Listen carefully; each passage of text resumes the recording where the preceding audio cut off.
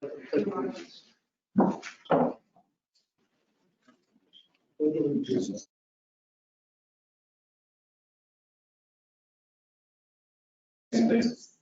nation, under God, indivisible, with liberty and justice for all.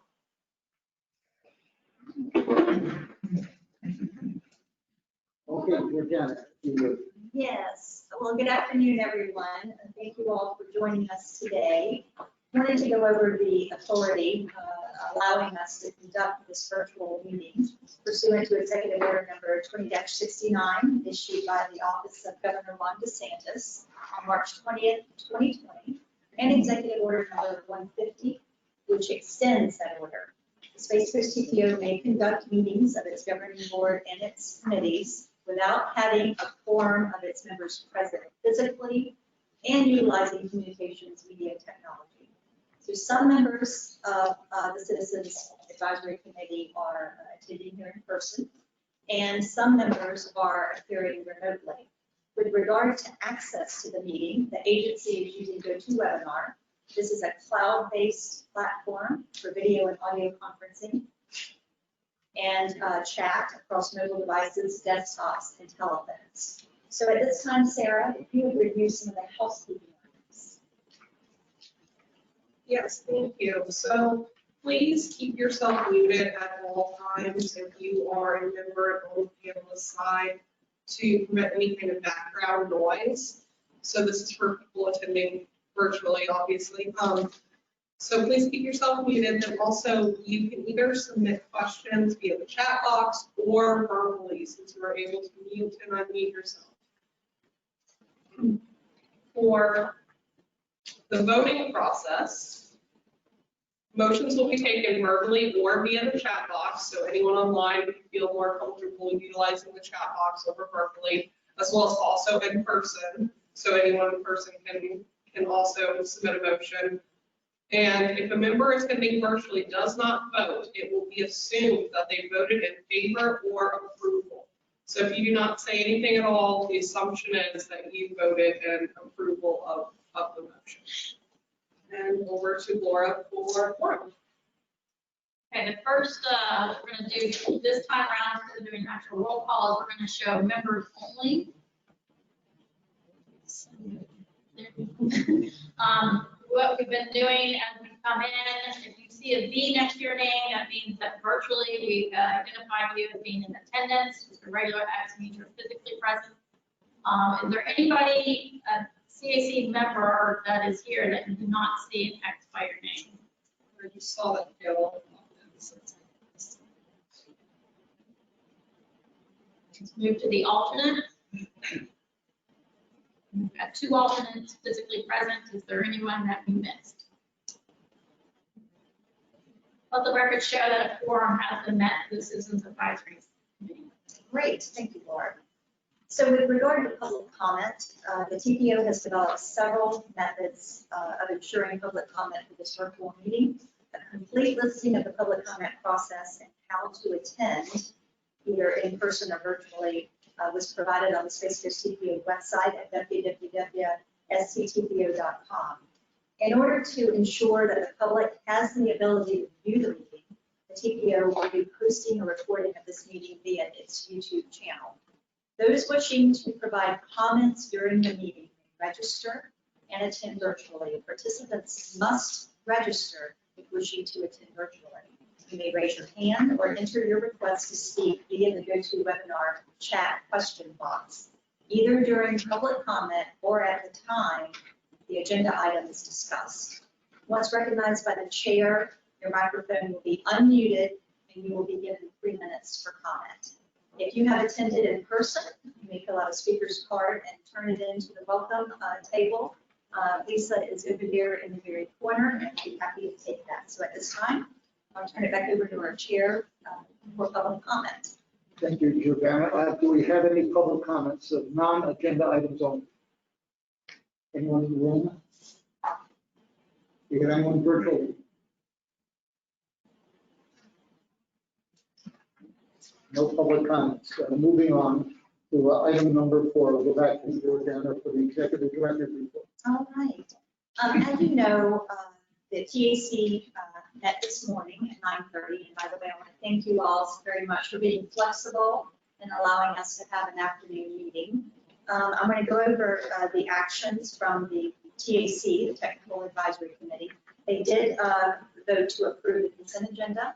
They adopted our fiscal year 2021 project priorities. They adopted the fiscal year 21 through 25 transportation improvement program. They heard the 528 water quality discussion. There was a motion that was passed unanimously to move forward with the design as is and not pursue the causeway removal, but for FDOT to implement the proposed environmental look-around projects, in other words, environmental mitigation in coordination with our county. So the department has proposed certain environmental projects that they believe would benefit the water quality of the lagoon. So that was the motion. That covers that item. As far as the director report on page 1 and 2, you do have the draft meeting minutes of May 14th. There are several standing reports, status of projects, also the latest serious injury and fatalities report from our Vision Zero action plan. Also in your attachments is a letter to Congressman Posey on behalf of the TPO requesting support for flexible transportation funds for MPOs in the next coronavirus response package and support for passage of a long-term surface transportation bill before it expires on September 30th. In short, Florida is a good investment for stimulus dollars and can certainly help with economic recovery. You also have a letter of support for the Economic Development Administration. It's an application to construct infrastructure critical to economic recovery for the Orlando Melbourne International Airport. And on page 2 of the director's report, there are just a few upcoming meetings we wanted to bring to your attention. The TPO will be holding our Transportation Resiliency Master Plan. It's a pre-scoping stakeholder meeting, and it's scheduled for July 14th. And this study is going to help us develop a roadmap to create a more resilient transportation system. Our Vision Zero action plan, you all may have seen, we have started our 12-week education campaign for social media to help educate our citizens on how to prevent crashes. So it's been getting a lot of action on our website. So as a member of the TPO, anything that you can do to help spread that information as we move forward with our goal of zero fatalities and zero injuries, we would be most appreciative. The Benton Road feasibility study technical meeting will be held on July 20th, 2020. And the Central Florida MPO Alliance will be meeting along with the West Central MPOs, which is the Tampa Bay area region. This Friday, July 10th, beginning at 10 a.m. and 11 a.m. There will be a virtual transportation summit on connecting regions. And if anyone would be interested in attending that, we can certainly send you that information on how to attend. And that covers the director's report. Hey, thank you, Georgiana. Before we move on to item number 5, consent agenda, we kind of request to move item 6C, which is the board's direction regarding the Stakeholder 528 water quality model results. So we'll hear that first before the consent agenda. So just want to provide a little bit of background. I know that we do have a few of our Citizens Advisory Committee members that are new and may not know some of the history of this particular project. But this is going to be a 3-part presentation.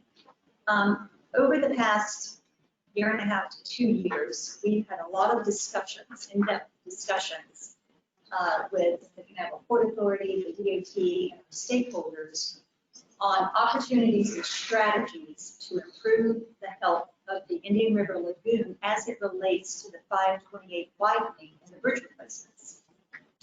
In 2018, the Canaveral Port Authority partnered with the IRL National Estuary Program and the Council to complete a study of potential improvements to improve flushing of the IRL system based on an elevated free flow structure over the lagoon. In February of 2019, we received a presentation from Dr. Gary Cirillo with FIT on the results of the numerical flushing model. And in June of 2019, Dr. Cirillo submitted an addendum to the flushing model in response to some of the questions from FDOT. The addendum to the model indicated a measurable improvement of flushing through the north compartments of the Banana River, higher than the original report. In July of 2019, we had adopted a resolution, the TPO board, asking DOT to consider, various environmental infrastructure improvements to improve the health of the lagoon. We also wanted DOT to kind of discuss the process. If there was going to be causeway removal, what is the process behind it? What is the timeline? And what are some of the costs? So that we would have some detailed information on that. So DOT did come in July of 2019 and they presented on those environmental projects that they are proposing in the current 528 design project that will specifically target the bad stuff in the lagoon. One of the things they did tell us along with their presentation is that removing the earthen causeway does trigger the Nepa process, the National Environmental Policy Act, which would require the entire project to go back to the original PD&E. So in other words, you could not continue with the current design. It would be a project reboot. So in August of 2019, the Canaveral Port Authority hosted a very broad stakeholder meeting with all the resource agencies and FDOT. It was an excellent meeting, very informative and productive, and I think it helped everyone understand what some of the challenges are and the opportunities for this project. And I think it also really went a long way to kind of help build relationships and partnerships between all the different agencies. In September of 2019, the St. Johns River Water Management made a formal request and asked that the TPO consider pausing the current design so that they could conduct a water quality analysis. What the goal was is to find out what type of benefits would be realized with the reduction of the removal of the causeway. So that was the goal of that. So that brings us to where we are today. And due to COVID and everything that has happened this year, and we wanted to have a one-on-one meeting, a physical meeting. So it has delayed the outcome of this presentation for a while. So we will first hear from Mike Register with the St. Johns River Water Management, who will present the findings. After that, we will hear from Dr. DeFries, the director of the IRL Council, who will discuss other ecological considerations for the IRL. And then we'll hear from FDOT, Lorene Bobo, who is the Director of Transportation Development, who will discuss the environmental projects that are currently being proposed, the mitigation projects, and also discuss some of the sea level rise considerations. So as you are listening to these three presentations, be thinking about what your motion would be. What is your recommendation to the TPO Governing Board as we meet this Thursday? Okay, thank you, Mike. Thank you, and good afternoon, everybody. I'm Mike Register. I'm the Director of the Division of Water Supply Planning and Assessment with the St. Johns River Water Management District, and that's where all of our surface water, groundwater, and geospatial modeling groups are housed there at the district. As was mentioned, we had that pause so that the St. John's could refine our water quality model that, for the Banana River to see if the removal of the causeways would yield any improvement of water quality. Our efforts focused on nutrients and chlorophyll, but salinity and temperature also track similarly within the models. This shows where we got our data from for the fine tuning of the model, about a dozen or so water quality stations within the lagoon. We also updated the hydrology of the model, and it can be noted that The hydrology of the model also matched very well with a lot of Dr. Zarilla's model results, which was developed separately from the district. This shows monthly observations of water quality samples for phosphorus along with the model results. Sampling are the red boxes, and the modeling results are the line, and you can see that there's a very good correlation with the observed data. This is a similar graph for chlorophyll, and you can notice that there at toward the right side of the graph is where the super bloom occurred there in 2011, and the model showed similar increases in magnitude. It didn't quite reach up to the top of where some of the sampling was, but we're confident that the model's performance is good enough to predict, especially when we're looking at changes in conditions. So the results, this shows the model output for chlorophyll and the change between the existing condition and the removal of the 528 bridge. And the existing condition is shown there in a black line with the 528 bridge removal shown in green. And you can see that they pretty much kind of overlay each other. There's not any significant differences. It should be noted that the model predicts primary production and not a response to a specific Oriumbra, which was the species that caused the super bloom.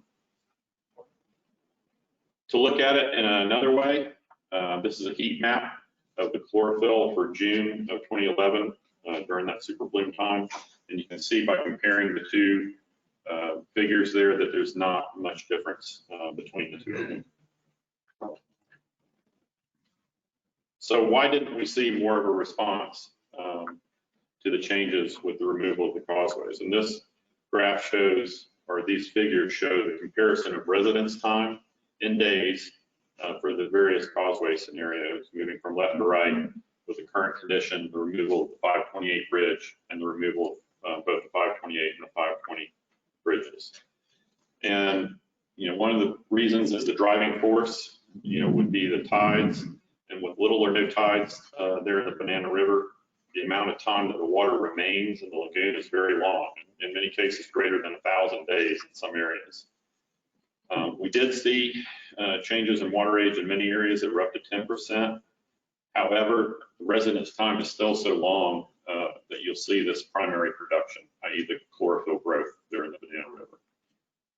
One caveat again is that we did see some changes in circulation patterns within the Banana River, and this could have an impact on Oriumbra. However, there wasn't sufficient data to calibrate the model to that particular species. We also use the model to test the TMDL reductions for nutrients in the area. So these figures show on the left the current condition, and this is again during the period of June 2011, and the TMDL condition if the TMDL reductions would occur. And this is with both causeways still intact, and it shows a marked improvement in the chlorophyll A response. And again, this is during that critical period during the super bloom, and it shows that while there would be an increase in algae or chlorophyll A, it would have been much less.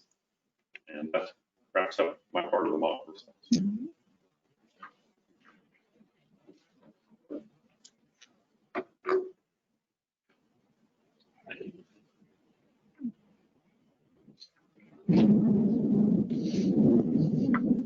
Ooh, that's ominous. Good afternoon, I'm Dwayne DeFries. I'm the Executive Director of the IRL Council and the Indian River Lagoon National Estuary Program. And what I'd like to do is kind of wrap this two-year conversation up with really looking at a couple of questions. What does this look like in the big picture? What are some things that we still don't know, and maybe to help advise you as you kind of discuss how you want to move your recommendation to your board. And so first and foremost, the reason I'm here is that I represent 5 counties, 2 water management districts, Florida Department of Environmental Protection, and those individuals constitute my board of directors. And back in February of 2019, They passed a resolution, which is a relatively rare event for them. It's got to be important policy for them to make resolutions.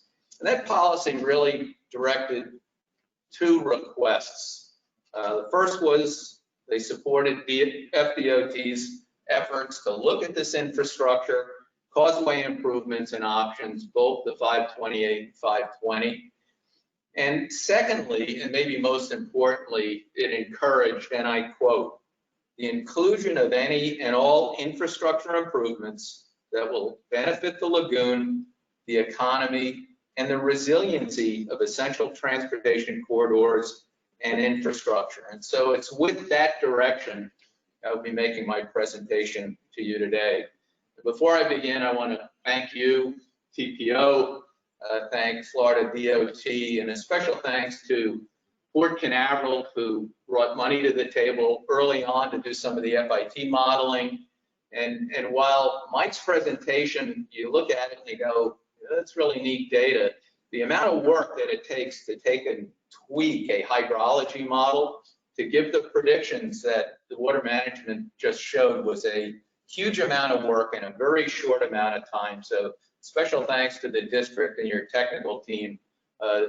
We do not have models, like this, and I'll talk to that issue in a minute. So what do we know about hydrology? Well, really three things are important. Number one, the Indian River Lagoon is a poorly flushed system in its natural sense. Before causeways, before humans, it was still a lagoon, still poorly flushed.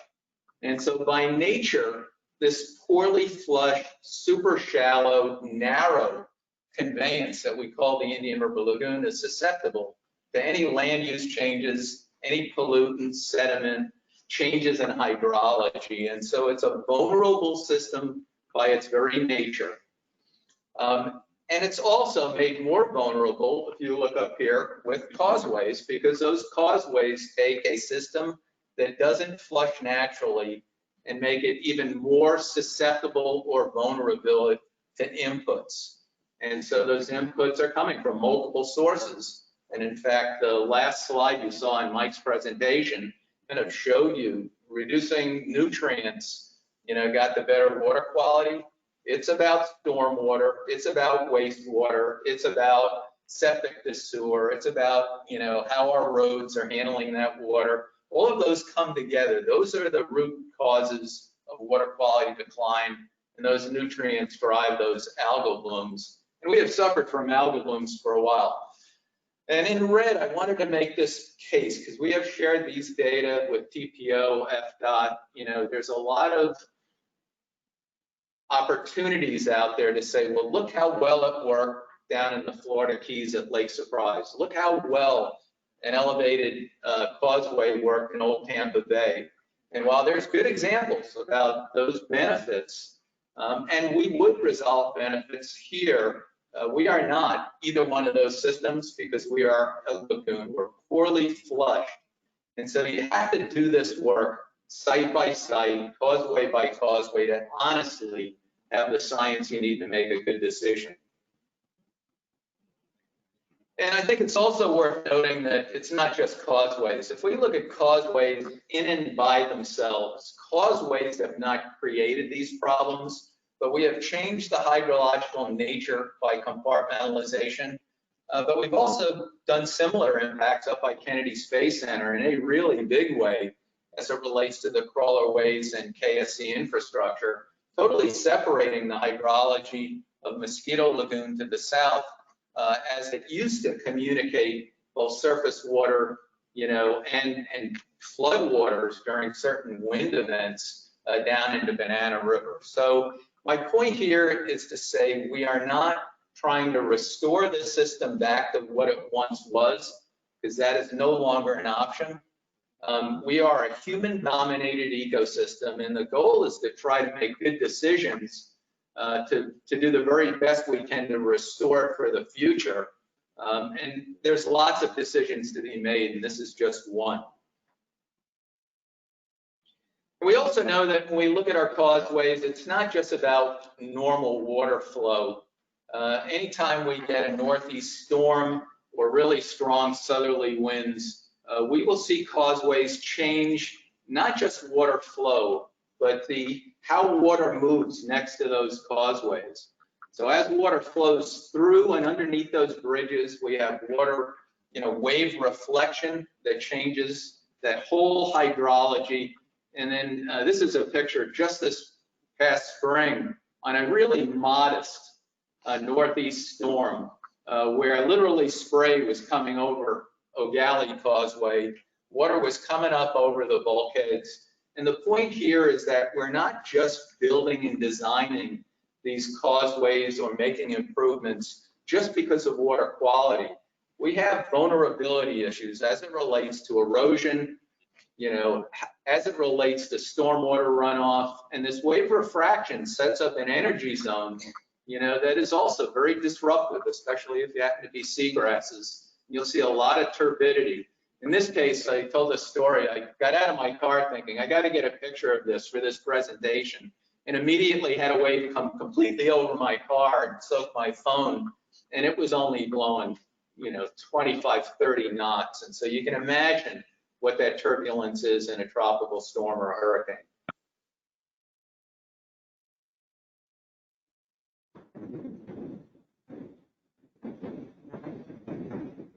Goes beyond just vulnerability to sea level rise, and you'll hear a little bit more about that in a minute.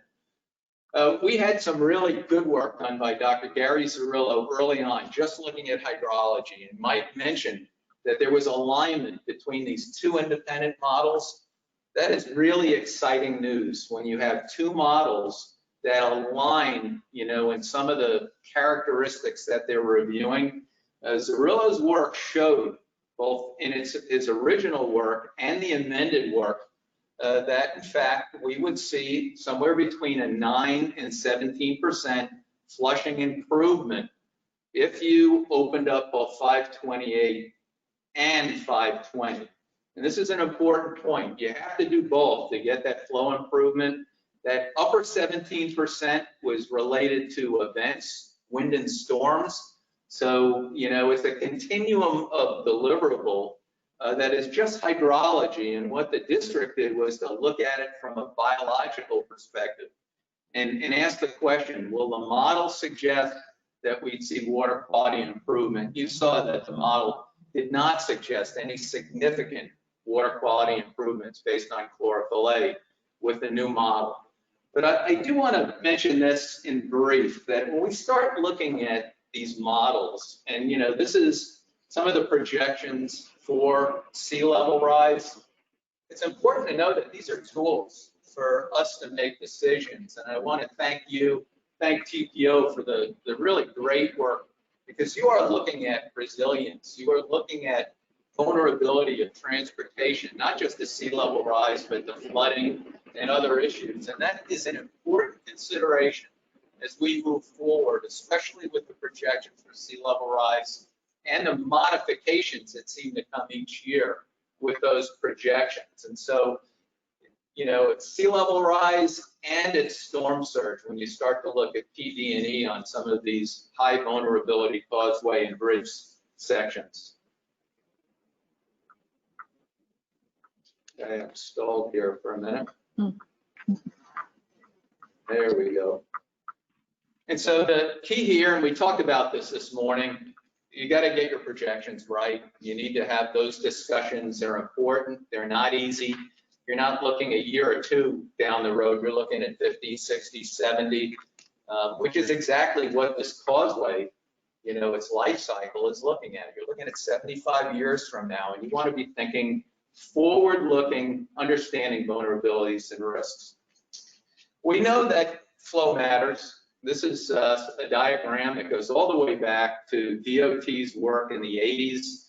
And I just want to mention that even without the model showing kind of major improvements, if you're a larval fish, if you are seagrasses, if you're a mangrove seed, flow matters. And so the nuances of flow are difficult to predict, but clearly when we have containment and partitioning in the system, flow has changed, and it's not to the betterment of the ecological health. And so flow, and you can see this picture of the brown tide Oriole umbra, how it stacks up in some of these corners. It's important that, we think about flow, as a natural, healthy attribute of the lagoon. So what we don't know is really our ability to predict outcomes here. And so we're giving you, the district, Florida Tech, our best advice based on the best science we have. And I'll just take a personal moment to put it in perspective how I see it, not just as a scientist and somebody who's lived here for 40 years, but a surfer for over a half a century. When a low pressure comes off Africa, I have the benefit to start looking at, and we all do, that low pressure as it forms a hurricane with over 15 models. And we can look at those models independently. We can stack those models on top of each other and get a spaghetti model to see where they diverge and where they converge. And then we have models that can assemble that data and look at an ensemble model. And I wish, as a scientist, we had that level of sophistication to be able to advise you today about this decision, but we simply don't. And so even though we know water quality matters, the fact is your decision has got to be based on the best available information you have. And so I want to leave you kind of with this thought about where we are. We have options to restore the lagoon, and they are multiple. What this work shows you is that we're kind of on the right path by looking at root causes, reduce the nutrients and reduce the pollutants at the source. That causeways alone are not going to get us there. There's no silver bullet.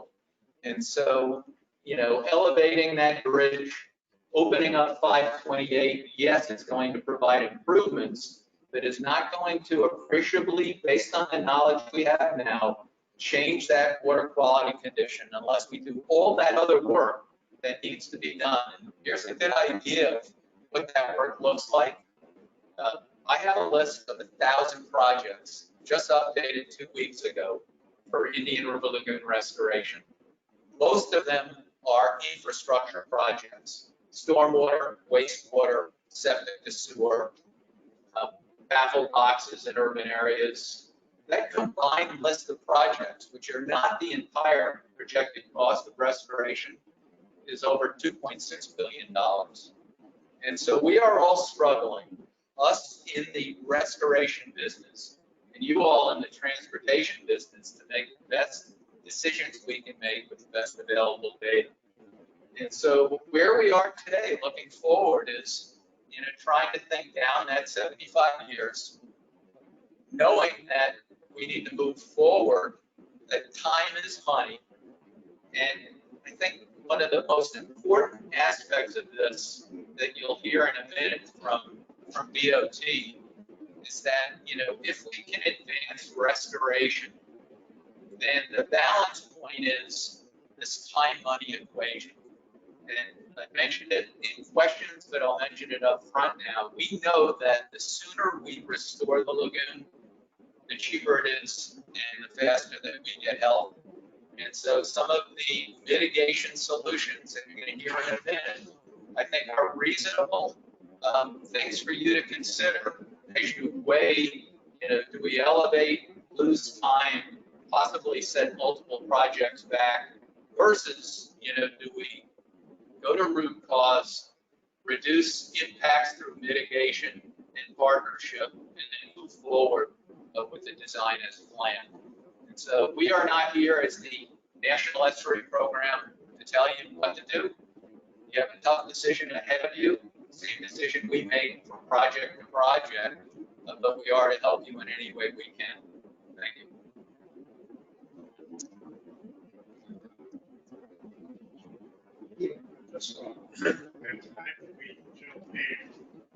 I had an ongoing conversation with Dr. Canaveral when he was here. I had worked on the Indian River for a year, 10 hours a day, 6 days a week, something solid, which was not tied. So my first question to Dr. Zello was, is it entitled? So we really don't do any flushing. We have an inlet that's bastion man-made, and we have an inlet at constant.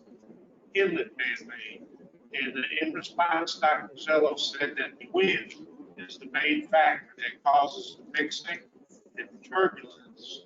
And he said eventually, in a period of years, the water will work its way south as a fashion inlet, but it would take a long time. My view, having worked in infrastructure projects, is the Indian River Lagoon is like a big retention pond. What we put in is going to affect it for a long, long, long time unless we treat it like a retention pond and periodically clean out the bottom. But I'd like to get back to the second point that I had with Dr. Zello. I said, well, if it doesn't flush, how did it used to be clean? And he said, before we armored the beach, by armoring the beach, he's talking residential development, seawalls, the Cape, where we've actually armored the beach. In geological time, hurricane used to cut inlets. And, in geological time, it might be one inlet every 500 years. But when the inlet was cut, you get billions of fresh water, billions of gallons of fresh water coming in, and that would flush the lagoon. We don't have it anymore because the beach has been armored. But what we're doing in the 528, we're removing a check dam. We might have 12 or 15 compartments in the Indian River and Canaveral River Lagoon from all causeways. And by removing this one section, we're really not doing much to help the river, but we are helping increase the flow within this compartment. That's if I understood them correctly. So, I just wanted to add that in, and you can cut into me if you like, if you agree. Cool. We agree, but with one slight caveat. So the lagoon does flush, but it has a very long residence time. So there is net flow to the south through Sebastian Inlet Reservoir, and actually net flow to the north, the Ponce Inlet. And where we flush the most, pre-causeways, post-causeways, was when we had water inputs. So there's no question over geologic time. You had a break in the lagoon on the Barrow Island, you would see ocean water come in. Volumes. Some of you may remember 2008 tropical storm Faye, 26 inches of rain. Not only did we flush, but you could see the fingerprints of that flush miles into the Atlantic Ocean. And in fact, every hurricane and tropical storm we get, the flushing increases. And so Harry Cirillo's model, Dr. Cirillo had that 17% kind of maximum that was related to those kinds of events. But we do flush, we just have a long residence time. And so the key here is, and the model that district showed, I can't tell you how excited I am to have the possibility of a model that could be predicted. Remember, everything that we saw was hindcast. And it's the beginning of the model. You cast it backward and you look at history and see if those lines aligned, and they did quite well, except for the beats.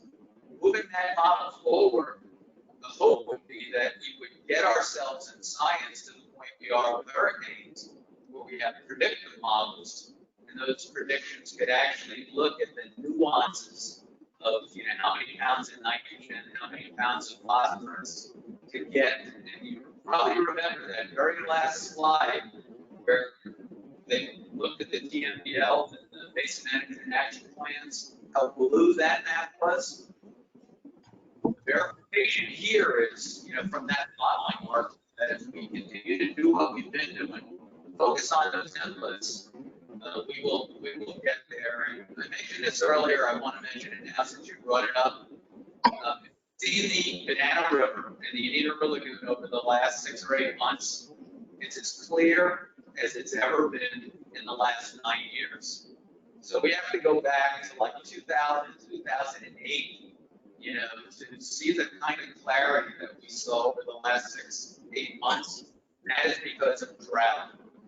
The causeways are still there. Nothing's changed, but we had drought. So those inputs were different because of what's going on right now behind us is rainfall.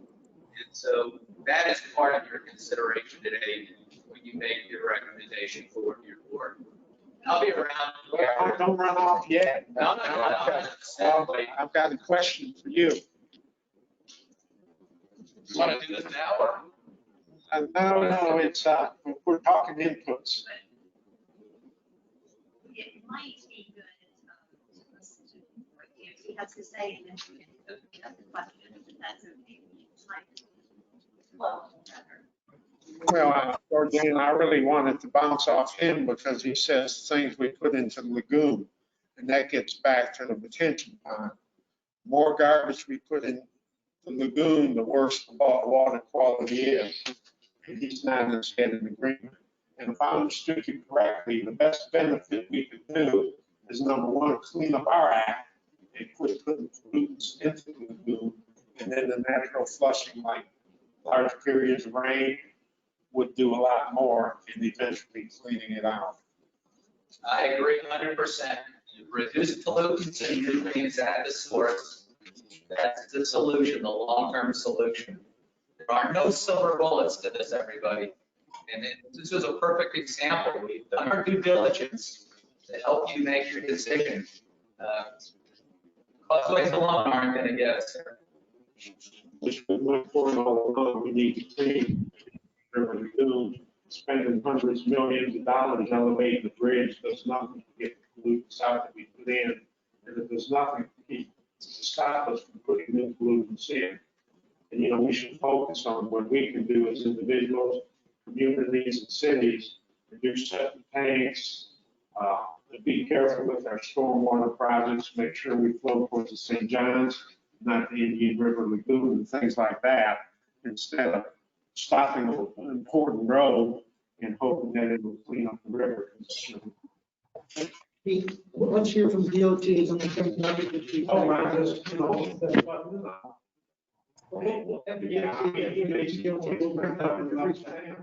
maybe my house tomorrow with DOT. So, you know, I want to get this out because I understood what he was saying and where he was coming from. And he and I agreed a lot more than what you might think. And I just wanted to get there that we both agree. And I just wanted to scream it that we're putting the garbage in. Removing the Causeway does nothing to get the garbage out. Other than just One important factor is though that replacing the 528 bridge won't do any harm to the IRL. That's an important differentiation. Okay, let's move on to the DOT. Okay. Good afternoon, everybody. Thank you very much for having me. My name is Lorene Bobo, and I'm the Director of Transportation Development for FDOT's District 5, which represents the 9 counties in Central Florida. Today, I'm going to give you an update on the State Road 528 project, including some of the environmental look-around opportunities we've identified, and an update on our sea level rise analysis. Next slide. So in 2006, we completed the PD&E study, which went into design, I think around 2016. The project was broken into 2 design segments. Dash 3 goes from US 1 to east of State Road 3. And Dash 4, which is the project we're talking about today, goes from east of State Road 3 to the Port Canaveral interchange there at State Road 401. Both these projects are underway in design, not quite complete. Right-of-way is programmed in 2024. There's only funding for Dash 4 in probably the early 2030s. We have been on hold for the Dash 4 project from a design standpoint for the last year as we continue these conversations, and we appreciate the opportunity to continue them and hopefully get moving again on design. Next slide. Okay, so our ELA projects are our environmental look around. These are non-traditional projects and opportunities that we look for when we're doing a widening project such as this, trying to minimize our environmental impacts. So for example, instead of buying right-of-way and building a retention pond, we can do some other things to improve the area from an environmental standpoint. When we go through this ELA process, we don't do it alone. We reach out to all of our regional stakeholders. In this case, that includes Brevard County, the Indian River Lagoon, St. John's River Water Management District, the various cities, and Port Canaveral, since they're right there as well. Next slide.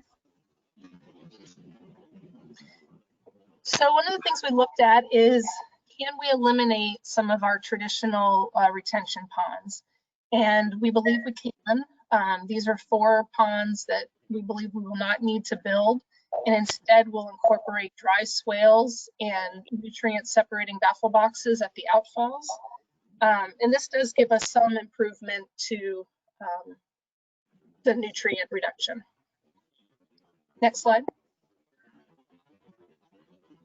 But we'll, one of the projects that we've identified that will give us a really great reduction in nutrients is a septic to sewer conversion project, specifically in Zone M.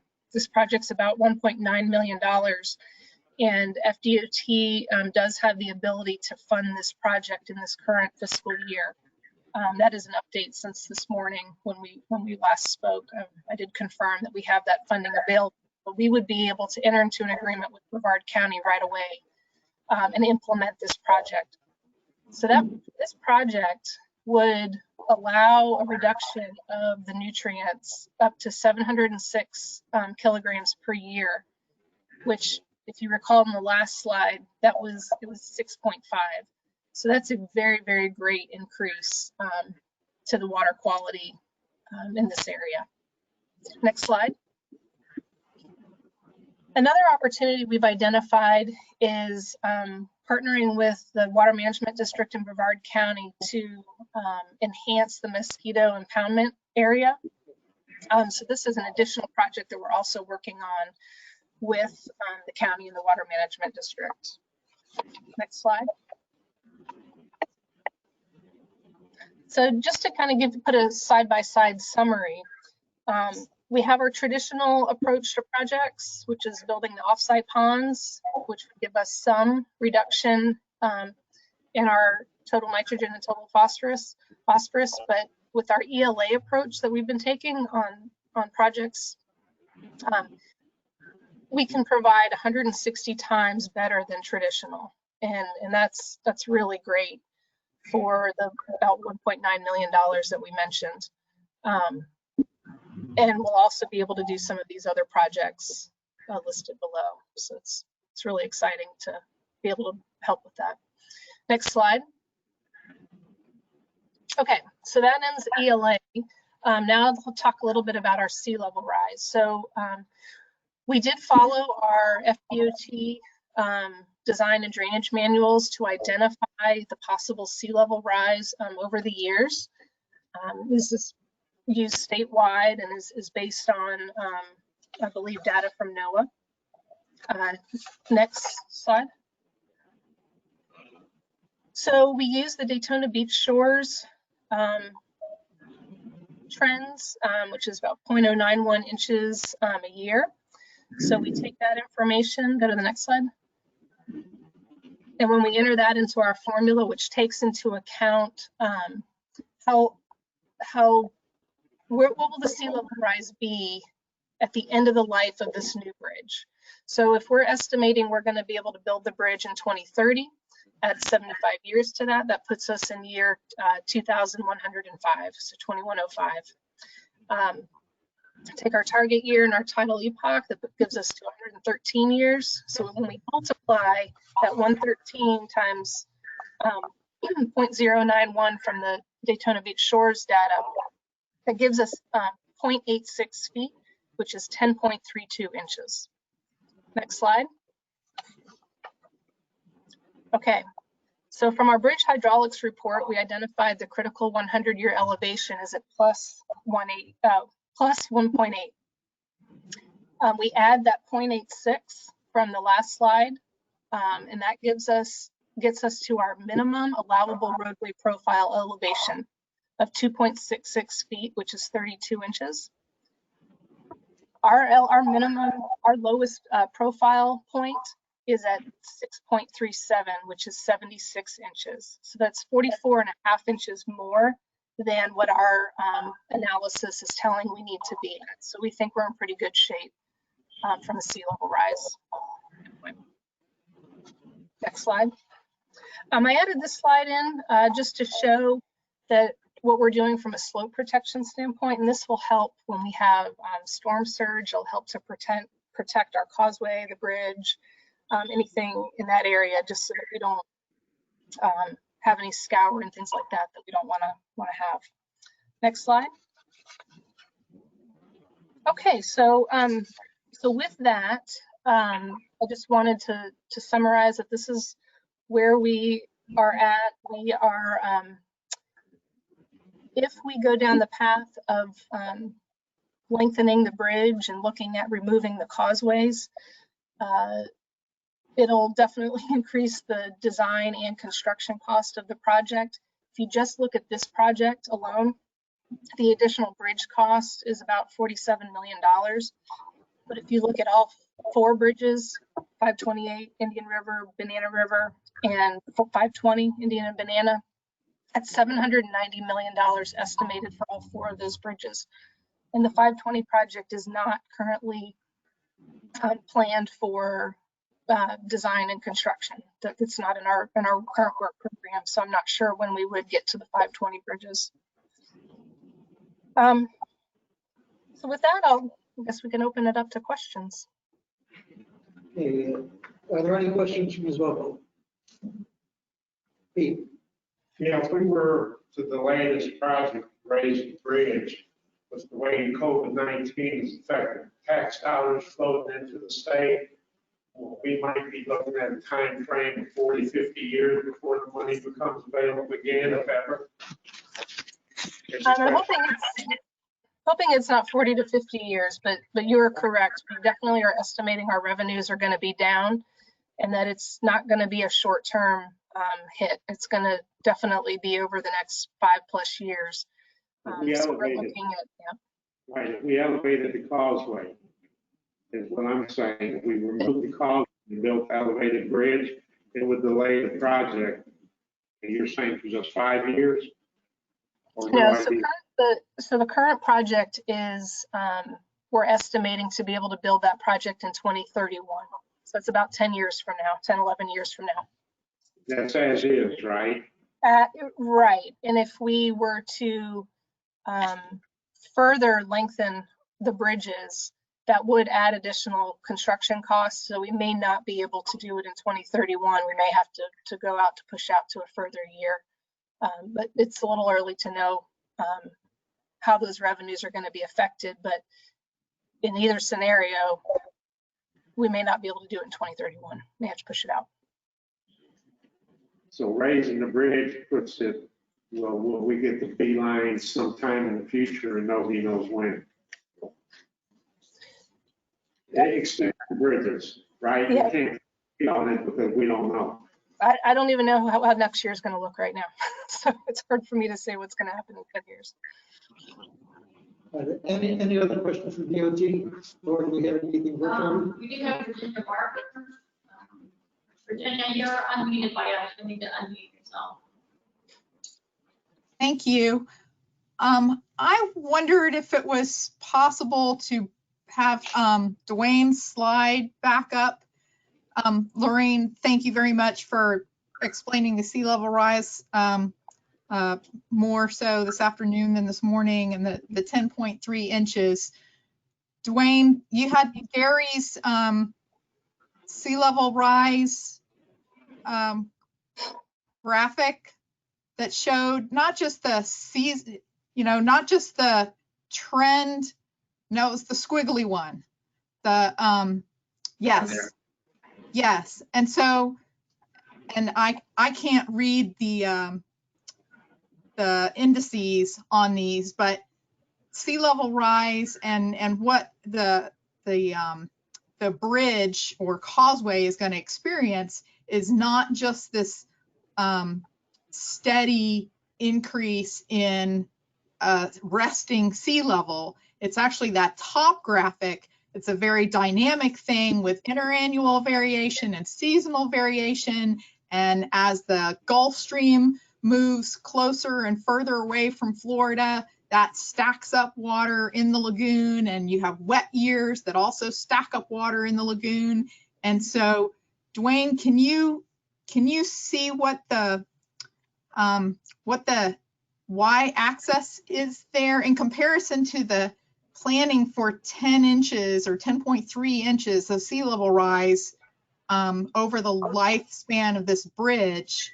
You know, what is the variation that we're seeing in that sea level change graph from just 2006 to 2019? So this is Gary Cirillo's work. Thanks, Virginia. If you look over on the left, you've got kind of this variability between the seasonal oscillations. And those of you who have lived in Florida know that we have high water stands in the fall. You know, some of that is largely due to where high pressure and low pressure are, as well as the Gulf Stream. So we'll stack up water in the lagoon in the fall, and you've seen this the last couple of years. Last year in particular was about the highest stand I've seen. So Gary's point on this is one that's well taken, and I mentioned it in generality before. It's not just global sea level rise. You know, that's kind of the average. For Florida, especially here in the Indian River Lagoon and East Central Florida, it's also about these oscillations, the seasonal change on high stand, low stand water. And so my comment was very simply, you can't just look, you know, at average sea level rise and then say, okay, you know, we're good to go for the next 75 years. You need to look at the high and low range of this. And then remember that this is not showing storm surge. And so when you start looking at causeway vulnerability, and I have this conversation with my scientists on the lagoon, we often kind of engineer to average. And when you're looking at vulnerabilities to storm surge, and also some of our restoration, like seagrass replanting, you want to really be looking at vulnerability and decreasing risk, then you want to look at those high stands. And then you need to be thinking, okay, well, what would that look like if in fact we had a surge on top of it? So Dr. Cirillo's point, I think, while it's very complicated, is that you can't just go on global averages. You need to look at the whole risk scenario of seasonal water levels and the possibility, you know, of a, what does a Cat 1, Cat 3, Cat 5 storm look like in order to really truly understand vulnerabilities in roadbeds. We have seen this, we saw it in Sandy. You know, we saw it in ways that even I was surprised during Hurricane Michael. And even in some of the smaller Gulf of Mexico storms that were barely Cat 1 hurricanes, where storm surges were so much more than what you might have anticipated, just because of these combination of local factors, seasonal factors, and of course the global sea level is this trend line that we're on. So Virginia, did that adequately kind of address where you wanted to go with that? Yeah, yes, thank you very much for that additional detail. And then if I may, I wanted to add just some context to the potential dollar value of what sounds like a small change in flushing, the 9 to 17%, which was previously sort of characterized as maybe a 10% increase in flushing. So that is 10% of that old nutrient-rich water being flushed out of the system. With the half-cent sales tax for the lagoon, we are spending about $500 million to reduce the amount of load in the lagoon by about a third. And so that adds up to about $15 million for 1% change in the loading in Brevard County. So if you could reduce the amount of time that loading is in the lagoon, and increase that flushing by 10%, that It's not exactly, you know, apples and apples, it's apples and oranges, but we're talking about potentially $150 million value for increasing that flushing of that exchange with the ocean. And so, you know, while a $47 million increase in the cost to lengthen the bridge sounds like a big number, there's a potential $150 million benefit there. Now I understand that the $47 million is just to lengthen the bridge. You also have the costs to remove the causeway, and you also have the costs for the 520, changing that out from a causeway to a bridge span. So, you know, it adds up, and they're probably roughly comparable, but I wanted to provide that perspective in terms of, you know, how much money we are spending to try to equate to a similar benefit. Hi, this is Tony Sasto. May I speak? Go ahead, Tony. Yeah, I hear what everybody's saying, and great presentations, by the way. And I guess I'm looking at a number of things. I'm looking at hurricanes. Tropical Storm Faye in 2001 wasn't even a hurricane and sat and rained and rained and rained for, I think, 6 or 7 days, mostly blowing out of the west. The backup on both causeways was getting problematic. Hurricanes in general, those are our hurricane evacuation routes. So I think we need to consider that. The arguments made about the lagoon, absolutely. And I guess the last two things, one is we're the CAC, we represent citizens out there, and almost everybody I hear from, I talk to, including our electeds, are concerned about let's do the right thing for the lagoon. And most of them are following Dr. DeFries's description of all the above. And this is one of those all the aboves. And the last thing, this is the only chance in our lifetime to do this. Let's do it right. You know, we always do everything short term. Let's do the right thing long term and help fix the lagoon, help, you know, fortify, build up our evacuation routes. You know, it's all the above. It's doing the right thing. So I think this is a smart thing and we ought to be doing it. Thank you. Thank you, Tony. Do we have any other comments or questions, Laura? David. I'd like to comment on Tony's comments. We don't seem to be talking enough about the public safety issue of evacuating. So I would ask to you, Maureen, isn't an elevated roadway a safer evacuation route than a causeway? So I feel like there's probably two different things we're talking about. You know, the roadway is on the causeway.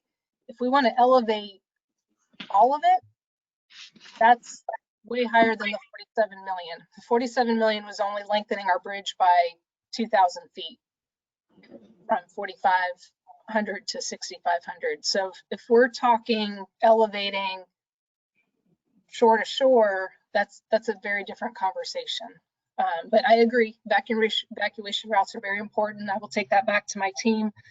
But I think they're different conversations. So. Well, this committee and the PTO worries about public safety all the time. I just don't think we're giving enough weight to public safety here. Okay, well we very much are concerned about public safety. That's our number one. That's what we live for every day, is having a safe roadway. And that's why we did our sea level rise analysis, and you know, we're 76 inches above where we need to be. And like I said, I will take back the storm surge and the hurricanes, but we are meeting our criteria for sea level rise. Ron? Yes, one other thing is that residents need to be smart too, going across the causeway soon enough. Because normally the causeways, are they not shut down at 45-mile-per-hour winds? And then not reopened until after the hurricane? And that the bridge structure is checked? Thank you. That is correct. Any other questions? Well, I had brought up 45 miles an hour for drawbridges and, you know, the evacuation route, bridges and causeways. I've physically never seen them shut down. I see mandatory evacuation nowadays starting 5 days before storm hits. You know, that's 5 days before storm hits. People are already evacuating. She says it's already 6 feet higher than expected or 7 feet higher than expected. So you're getting plenty early notice. I doubt if anybody's still going to be on the island when the storm is hitting the beach. So as far as the safety and the design of the causeway, personally, I don't see any problem getting your butt off the island in plenty of time. And if the storm surge is so catastrophic that it washes away the causeway, it gets to be an emergency repair and it'll be repaired right. So I don't see what they're doing as being any threat to safety. The question comes again, water quality. Now, I heard earlier on a remark that it's getting flushed into the ocean. Dr. Zillow says it takes about 3 years. And it really isn't a flushing, you know, flushing, you're mixing between two compartments. There's maybe 12 compartments in the Indian River Lagoon, Banana River Lagoon system right now. So you're getting a mixing between two compartments and they're calling it a flushing. It's not really a flushing, you're just mixing between two compartments. The entire system takes about 3 years to get down to Sebastian, and that was according to Dr. Zillow. So, you know, as far as removing pollutants, they're just a natural flow, takes about 3 years right now. Lifting the causeway doesn't reduce 7% in the whole river at one time. That's number one. Number two, she's already 6 feet above what design says they have to be as a factor of safety. So as far as the people being able to get their butt off the island, plenty of time and plenty of safe. Is it going to wash out in the Category 5 hurricane? Who knows? Tropical Storm Keith 15 years ago or so washed out the Sanibel Island causeways, and that was a tropical storm. So you never know what these things are going to do. You know, I mean, that's a tremendous amount of force, nuclear explosion amount of force coming down on something. My crystal ball isn't that damn good. Well, what they're designing is good enough to get my butt off the island. Do I make it back? If that causeway is washed out, I don't think I got nothing to go back to. Yeah, I have a question for Virginia Barker. She made an interesting statement. $40 million spent today and you save $150 million. When? Over what period of time? And how is it realized? And is it realized in cash? Because, you know, that's a pretty good return on your investment. Is Virginia still with us? Yes, can you hear me? Yes, thank you. Did you hear the question? So the 47 million isn't the right number to use to compare to the 150 million. But I don't have a better number to give you. So the 47 million is to lengthen the 528 bridge over the Banana River by 2,000 feet. In addition, that's just to build the bridge spans. There's also the cost to remove the existing causeway along that 2,000 feet, and we don't have a cost estimate for that. So that's, you know, millions more. And then in order to get that 9 to 17% improvement in circulation and decrease in residence time, you have to also convert a section of the 520 causeway over the Banana River from causeway to bridge span. And so, you know, all those costs have to be added together and compared to the 150. So it's probably not that it's a huge savings, but it's probably on par. It's probably two different ways to get to the same outcome. And as Tony Sasso said, you know, this is a once in a lifetime decision point. So if it doesn't happen now, you know, this is the causeway that we will live with. This is the circulation pattern in the lagoon that we will have to, you know, work with for our generation and the next generation. This is Lorraine. Can I add to that? Yeah, Lorraine, please. So we did a high level estimate last year of lengthening both 528 spans and both 520 spans, and it's $790 million. 700 what? 790. Yeah, that's the problem. As we all know, you know, we've been talking about road project for a long time. We all understand that we have to put a priority on road project based on how much money is available. And ideal situation would be to replace both spans. We would have the best benefit for the Indian River, but is it realistic? Is it practical? Do we have the money? Does the state have the money to do it right now? And the answer, I think, is unfortunately no. Do you want to comment on that, Lorraine? That's correct. I don't have that money, and I'm not sure I'm going to have it in the next few decades. I've got to fund a lot of projects around the 9 counties and other projects in Brevard County specifically as well. So. I think we're all here. If we already had something else. We don't have it now. Are we going to have it tomorrow? No, not tomorrow or next week. And I've got one more question. And one question before you go. Peter, Yeah, we're adding lanes, correct? From 2 lanes to 3 lane each direction. There are lanes being added, and it's a widening project. There are lanes being added. Correct. And this is for evacuation. So we get a 6-lane highway to get our butts off the barrier islands now. And if we do nothing, it stays 4 lanes with 2 lanes each direction for who knows how long. And this is from a safety point of view. You know, nobody can put a date when it'll get built, but costs go way up because everybody's competing for the same money, and there's less and less of it now. But widen the bridges now, widen the roadway now, and you have a better escape route.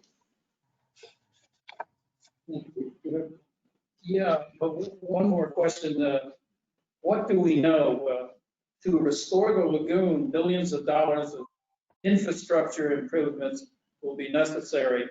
And I think quoted $2.6 billion over that in order to do that. I was wondering, how is that $2.6 billion distributed, the cost burden? How much municipalities, how much county, how much FDOT or the state? I was wondering if there is a list and who would bear that financial burden. Yeah, Dr. DeVries, do you want to address that? I'll address it from the big picture. So right now, the Save Our Indian River Lagoon F-cent sales tax, which Virginia Barker is overseeing, is Brevard specific projections, you know, all things being equal in these uncertain times, somewhere close to $500 million over the next 10 years. The number that you quoted, that 2.6 billion, is a list of projects that the National Estuary Program has assembled from our cities and our counties. And so there's some of that is overlapping the Save Our Indian River Lagoon. And so that is just a list of projects in a queue that we know of today that people are looking at within the, you know, cities, counties, and our partners, and includes some science, includes monitoring. Our general estimate right now, based on an economic study that was done by Treasure Coast Regional Planning Council and Central Florida Regional Planning Council in 2016, they looked at the basin management action plans along the lagoon which are kind of the water quality plans. And the estimate to meet the obligations of all of those was in that $4 to $4.6 billion range. So the answer to your question is we have estimates of cost, and right now we have no reasonable pathway to get to those costs based on the kind of dollars that we're seeing generated. But thank you for our citizens made a historic decision in 2016 with that half-cent sales tax and is moving that agenda forward. My entire budget in the National Estuary Program last year was just a little over $2 million. Florida legislature, the governor signed into law $25 million for the Indian River Lagoon. You can do the simple math that, you know, if we wanted to do all of the lagoon restoration, all of the infrastructure needs, at $200 million a year, we'll be working at that for 20 years. And that is kind of the realistic target. I wish I had an answer on how to get there, but at least we know about what we're looking at with this aging infrastructure, inadequate wastewater, 300,000 septic tanks, all of which contribute nutrients to ground and groundwater. We have a lot of work to do over the next decades ahead as a state to be competitive against those states that are contributing way more than we have in water and infrastructure. And so I'm really optimistic where we're going with Governor DeSantis right now, but we've got a long way to go to meet those infrastructure obligations. Thank you, Dr. Cruz. Any other questions or comments? Laura, anything virtually? Okay. I think that concludes that portion of the meeting. Does everyone want to go ahead and make a motion to coincide with these TAC's motion? I'll make a motion to construct the B line as quick as we can and get it over 6 lanes for everybody's safety and address the pollution as money becomes available. District 1. Motion from Peter. Second. We have a second. District 1, second. Adam, any further discussion? If none, all in favor say aye. Aye. All opposed? Aye.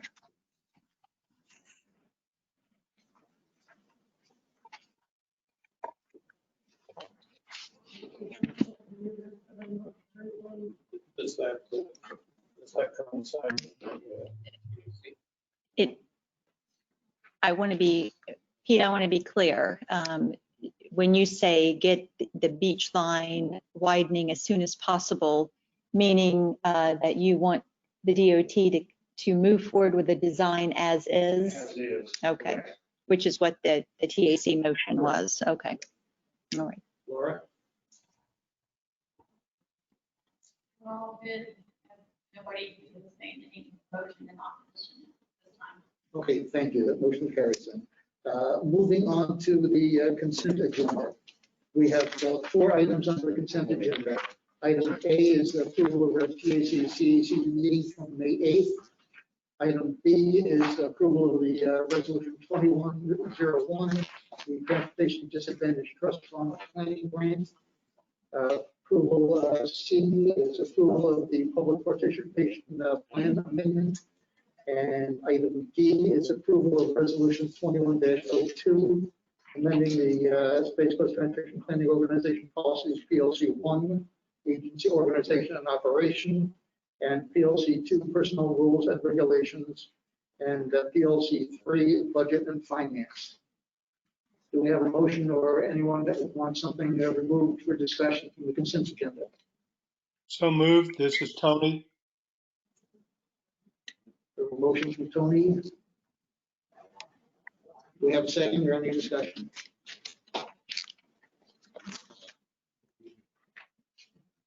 We have a second from Bill Ramirez. Do we have a second from Bill Ramirez? Any further discussion? Anything, Sarah?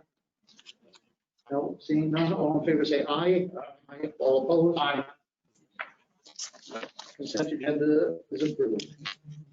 Item 6, these are the action items. Under item A is the fiscal year 2021 project priorities. Sarah.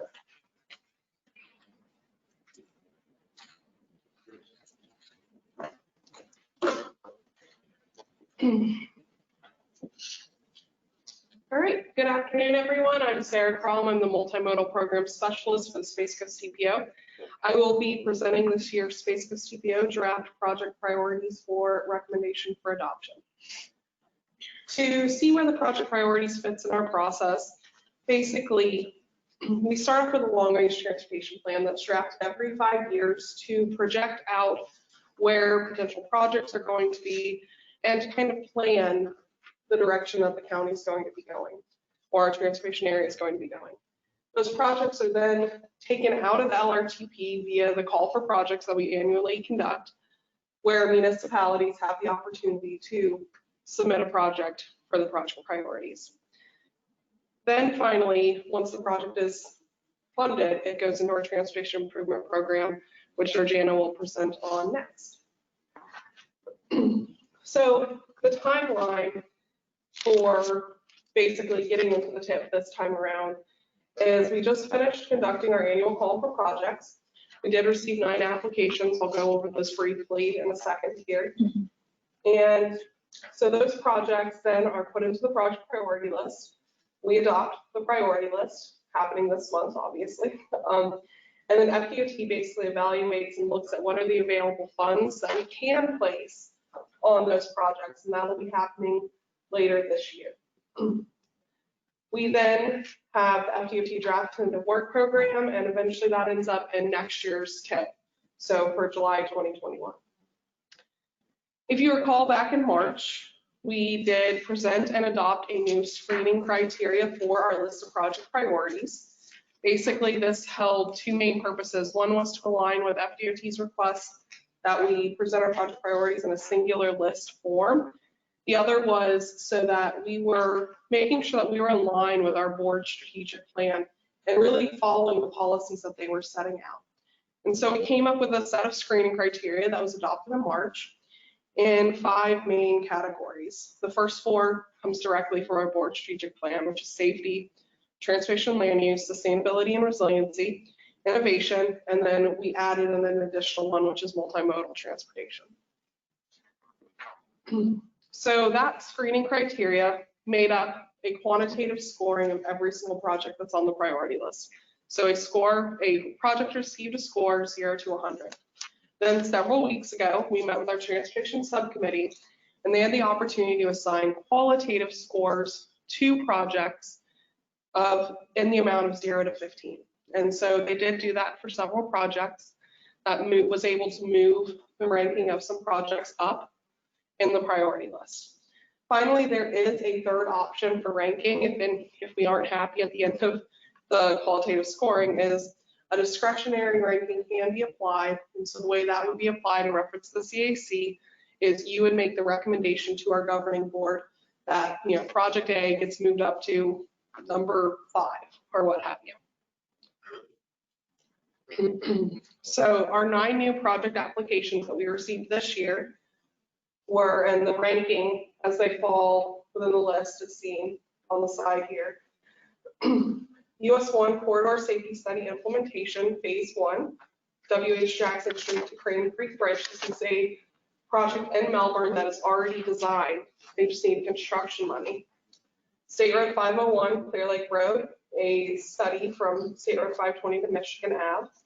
Malvern Road widening from St. John's Heritage Parkway to Mitten Road. The construction of or the realignment of the Roy Wall State Road 519 Fisk intersection with Martin Road and adding in an additional traffic signal. The second phase of that US 1 corridor safety study, which would be University Boulevard to WH Jackson. Sarno Road 518 at O'Galley intersection. A sidewalk gap on A1a from Grosse Pointe Ave to Flug Ave. Aurora Street sidewalk in Cocoa from State Road 520 to Jackson Street, and then a trail along the Owl Tunnels. So that would be Malabar, Grant, Valkyria, Palm Bay area, Twin Lakes Connector Trail. Once we went through the qualitative and the quantitative scoring, this turned out to be our top 10 projects. So we have the widening at Ellis Road, which has been our #1 project up at the top for some time now. The Cape Canaveral Spaceport Indian River Bridge and Space Commerce Way, US 1 corridor safety study, implementation of phase 1, the 2 State Road 528 widenings that we were just discussing, a sidewalk on NASA Boulevard, the I-95 interchanges implementing the SOAR study as needed. And then also 2 projects that have been up at the top of the list are State Road A1a projects, which are the intersection improvements and sidewalk on A1a at International Drive to Long Point Road. Then we have the Clear Lake Corridor study as mentioned as a new project. And then the State Road A1a curb and gutter sidewalk Long Point Road to George King. I just wanted to highlight a couple of 4 of the top 10 projects. So one is the Alistar Widening. As you know, this has been a very important project for some time, and it was suggested by our transportation subcommittee to receive the qualitative scoring in order to put it up as number 1. So it is a widening from John Rhodes Boulevard to west of Wickham Road. This is incredibly important because 1, we just opened a brand new interchange there, as well as also the connectivity into the St. John's Heritage Parkway and the connectivity into the Orlando Melbourne International Airport and the other economic generators in that area. Another one of the projects that the Transportation Subcommittee felt was incredibly important was the Cape Canaveral Spaceport Indian River Bridge Replacement and Space Commerce Way Connector. So that is the NASA bridge replacement that has received $90 million in infra grant funding to its construction, the 90. Correct. And Space Commerce. And Space Commerce Way. And so what they're wanting to do is really add on some ITS along with that project. Then the 2 A1a projects. These have been up at the top of our list for some time. We've been putting money towards them. And so these are projects that we really want to complete. But they're also projects that are very important to our community, not just in Cape Canaveral, but for our tourist industry and access to the port and just and safety issues.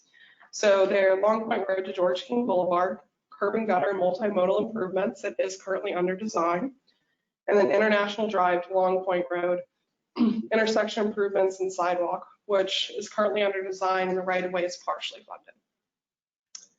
So to give you a kind of a summary of what our project priorities look like, it is a total of 57 projects. That is a lot of projects with not a lot of money to go around.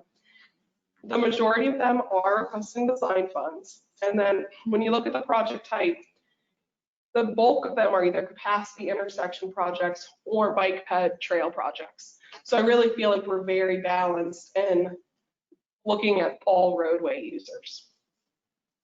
So with that, I'll open up for questions and request a motion to adopt this year's list of project priorities. Never noticed that on A1a Cape Canaveral, that right away sidewalk project was unfunded. And if I recall correctly, the way the department acquired it right away, they sent the property owner a letter that this property is going to be taken for improvement, and it causes a lot of fight and it really increases the cost. Now, on the sidewalk project on county level, on county roads, to acquire a right of way necessary, what we would do is visit the property owners and we would see what their objections are, what they would like. Sometimes we could acquire right of way by giving them a wider driveway. Sometimes we could acquire right of way by them just giving us an easement where they don't lose the property value on a resale. And the reason I'm mentioning this, the way we conducted it on the county level, was money is really getting short, right away is really getting expensive. And there might be a new way or a more comprehensive way of getting as much right away as you can easy. And then what's left, you go through a condemnation process and a taking.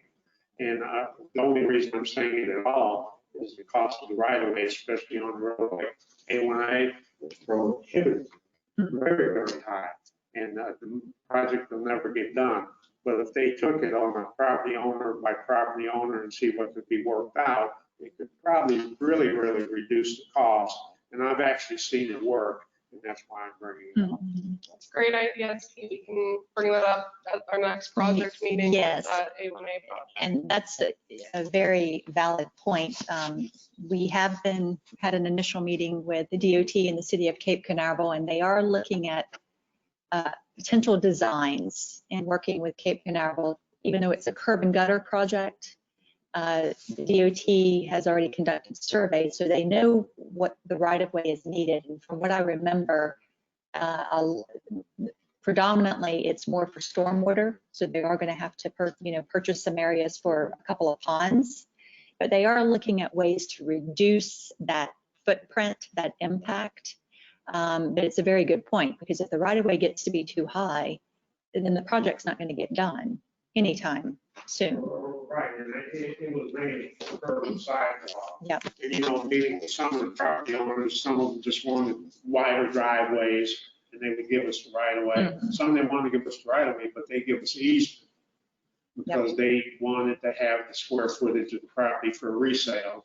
And some just wanted to define the location of it, but it did reduce the cost of the right of way by eliminating the number of Very things good point. that you actually had to do.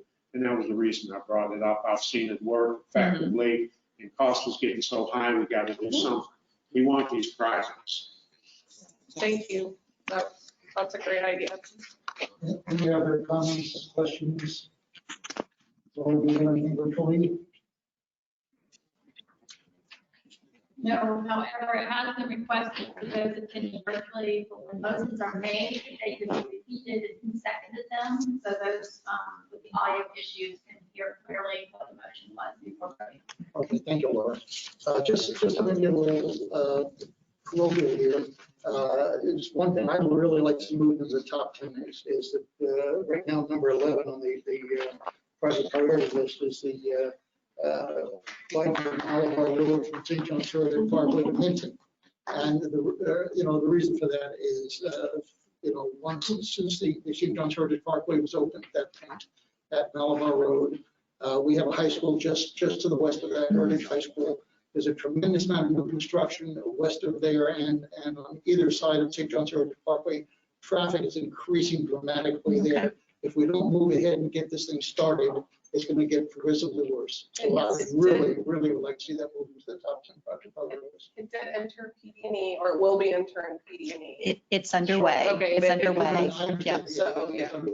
And actually, Pompey has begun to acquire some right away. Yes, I think they own over 50%. Sure. Good point. They need a parochial.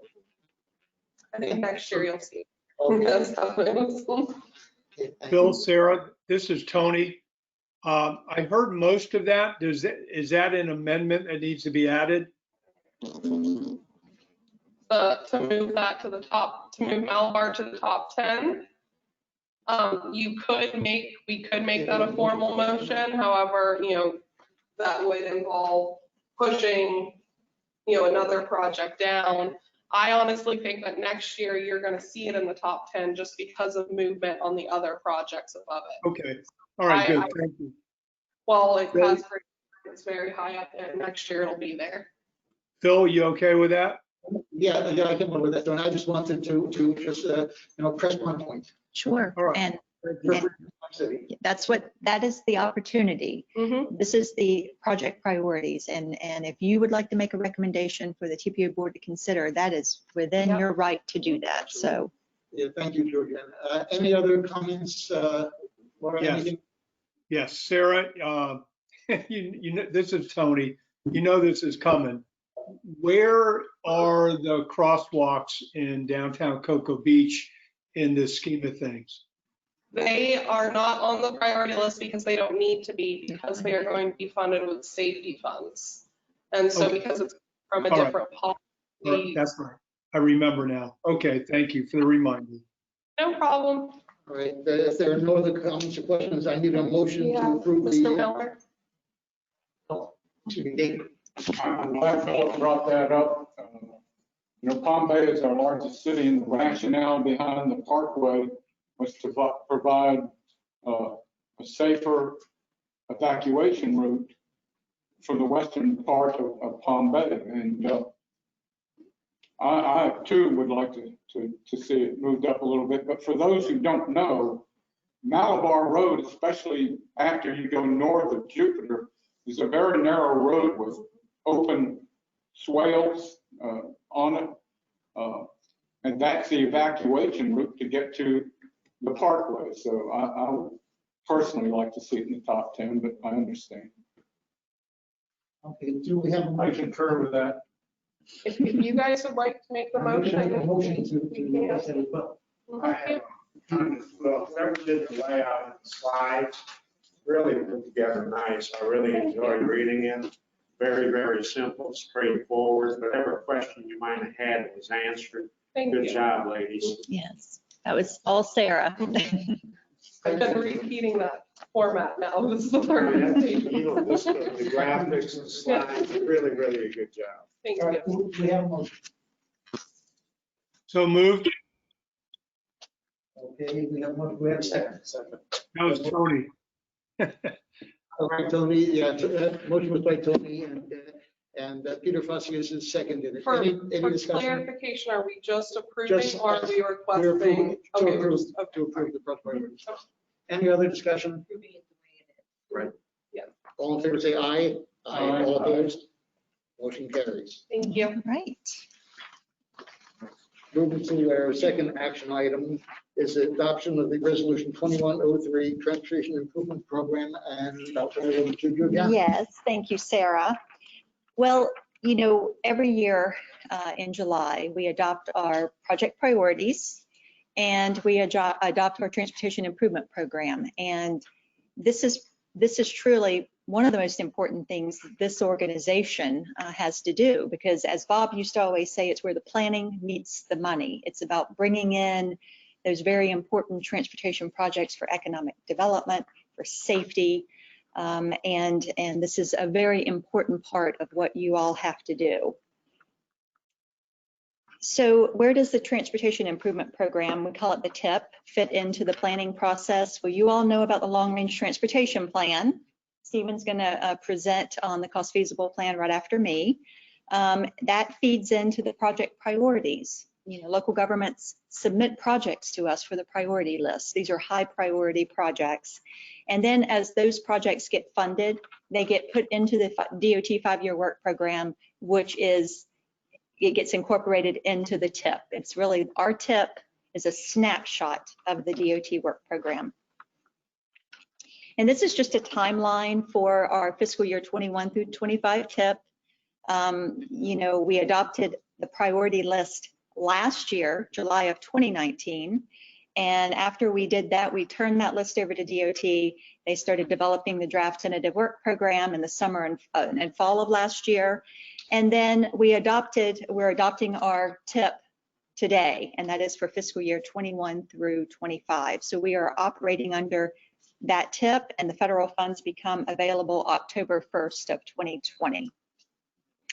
And so just wanted to show you that if you looked into the TIP that was sent out to you all, there is $964 million programmed between fiscal year 21 through 25.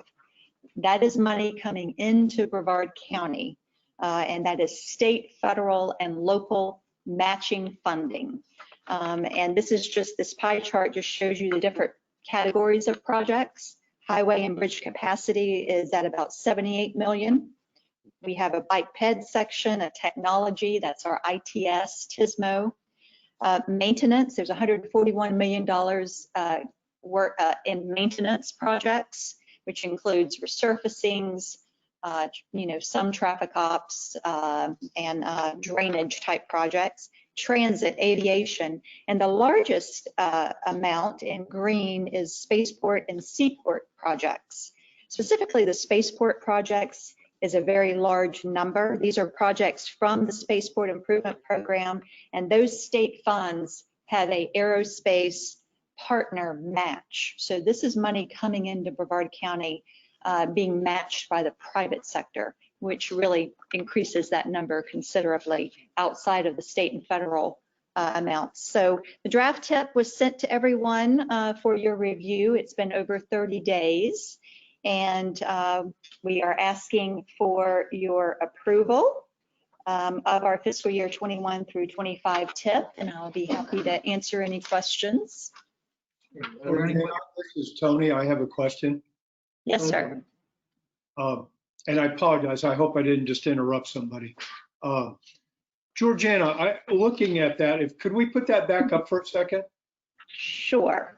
And I have two questions. One is, and I hope this doesn't come across wrong, because I'm a big supporter of our seaport and maritime, but I'm curious, at such a large portion of that, while I know the port basically is pretty well funded. I know they're struggling right now with the cruise ships and everything going on, but typically they're pretty well funded from income coming in. Is the fact that they've got so much money that they're able to match so much money, is that taking money away from other things that would be coming to our local projects? No, and the reason is the space, all of the port projects, they are considered hubs. These are SIS projects, Strategic Intermodal System projects. Okay. And so the port, the Canaveral Port Authority and Space Florida works directly with FDOT Central Office. And they compile their projects and they work with Central Office to dedicate that funding for those high priority projects. So, so there is dedicated money for those two types of modes. And so it would not be taking away from our highway projects, such as 528 Ellis Road, which is a SIS connector. And so, no, and that's a very good question, because that is a large piece of the pie there, but it is not taking away from our highway SIS project. That great answer. Thank you, Georgiana. I knew you were going to have a great answer. Now I'm hoping you have a good one for this one. So that was the largest part of the pie. I'm now looking at one of the smallest parts of the pie, and that is safety projects in a community, in a part of, you know, the worst state and the worst area of the state as far as safety. Why are we only looking at 1% for safety projects? Well, that's a very good question, and I was wondering if someone was going to ask me that question, because I was looking at that myself. Because when we developed the TIP, we are required, you know, we adopted a Vision Zero, but we have a goal of 0 fatalities and serious injuries, and so that puts the onus on the TPO and working with our FDOT partners to try and program projects is going to get us to 0. And so we do have to work with our local governments and the DOT to be able to do that. We don't implement projects. Those crosswalks that you mentioned in Cocoa Beach, they are in the TIP, so they would be a part of that safety pie. But this is dedicated highway safety improvement program funding, federal funding specifically for safety projects, that you have to show 5 years worth of crash data that, okay, this project will benefit because here is a proven safety issue that we can fix.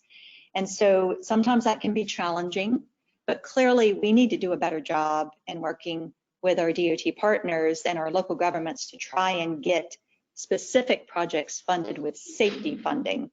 And that is the challenge. It's federal money. So if it's an off-system project, then the local government would have to be LAP certified. So that can be one challenge there. But again, you have to show 5 years worth of crash data to be able to go after safety funds. But one may argue that a sidewalk potentially could be identified as a safety project, but we have that identified under the pedestrian and bicycle section. Right. So I'm not sure if I'm answering your question, Tony. I also am troubled by that, and I know that I think we need to do a better job as we move forward. The TPO is continually doing, we have a state of the system report. Laura has done safety studies. We're continually looking for ways to identify projects and get them funded. Sometimes it can be a little challenging. Georgiana, could I just jump in with a follow-up real quick, please? I know how hard you guys work. I work pretty close with you and Sarah and everybody, and I know what you guys are doing and how concerned you are about safety, I guess. And I don't want to put you on the spot, so I'm not even going to ask you to answer this or to comment unless you really truly want to. But it seems to me that there's a holdup somewhere else. And wherever else it is, it's causing me to not want to vote for this budget. So I'm probably going to vote against it just out of principle. Nothing to do with TPO or what y'all are doing, because I know how hard you're working on it again. But just out of principle, I think we need to figure out a way, somebody up the food chain somewhere needs to be able to figure out a better, more efficient way to provide safety to our community. Laura, did you want to say something about the process of? Well, part of it, I do think there's a disservice with the pie chart because it's how it's categorized. Right. And as Georgiana had mentioned, these are HSIP funds, which are what is labeled safety. We have a lot of safety projects that are starting to funnel through our TIP. Wickham Road projects, the Sarno and Galley intersection, those are safety projects, but they're not categorized. Good point. They're not being captured Yes. in that category. So just be leery of how that's categorized. That's just how DOT wants them in different Yes, spots. very good point. That they're considered operational type projects that would provide safety benefits. Even an intersection project could provide a safety benefit. So that is a little misleading. You know, we can sort our TIP in any category we want to. We identified the safety projects for HSIP funding because we wanted to kind of show, okay, where can we do better? But Laura is absolutely right. We do have so many other projects in the TIP that are technically safety driven. But I understand your point. Okay, you almost convinced me. Thank you. Not quite, but almost. Thank you all. Yeah, I just wanted to add to, I know we have adopted the Vision Zero. Just say who you are. Oh, I'm sorry, Kim Smith, Space Coast TPO Education and Safety Coordinator. We haven't finalized the Vision Zero action plan yet. Of course, that would happen in October. But one of the things that came through loud and clear when we reviewed our action plan and the action plan items were our task force wanted the TPO to look for ways to find funding for Vision Zero type programs. So that would be an ongoing process moving forward that will also put more money towards safety programs. Good point. Yes. Kim, let me add something to that too, I'd like to see you go back to the Vision Zero Task Force and specifically ask them for recommendations for local safety projects that can be added to the TIP. And I think, you know, to comment on Tony's comments, that not approving this TIP, I don't think will accomplish anything, but I think we, as the CAC, the TAC, the TPO board, and all our elected officials, really, we need to do a better job of going to our local municipalities and the county and pressing them on this matter, and have them recommending more specific safety projects. And that is the next step in Vision Zero. When the action plan, when the TPO's action plan is completed, is for that to go to the municipalities. We're going to be providing them with everything they need, and the hope is that they will pick that up and look at it when they do their projects as well. And you had something to add? Yeah, I'm new at this, so pardon my ignorance, but I don't mind sharing my ignorance because sometimes it's a question that other people are thinking also. Quick question, is this pie chart, is this federal, state, and local matching funding done up every 3 years, or is it modified every year? Every year. Okay, so is it possible for us to take a look at what was done FY20 to 24, so we can see if we're making progress? Sure. Not as an overall, but see if we're making progress in each of the different areas. Sure. And then my other comment is, will we consider putting a category on this chart in the future that specifically addresses the Zero program? Well, we can certainly call it that. Think about it. Absolutely. That's a valid point. Yeah, Georgiana, I'm having problems wrapping my arms around what a safety project is. See, I know what a sidewalk project is, I know what a resurface is, I know what a bridge is, I know what intersection improvement is. But what's a safety project? You know, do we have some parameters, some definitions where we can start throwing some money down on the roadway to make things happen? RFB, intersection improvement, sidewalk widening, you know, get a scope of work that we can attach to what we're looking at, bike lanes, widening bike lanes.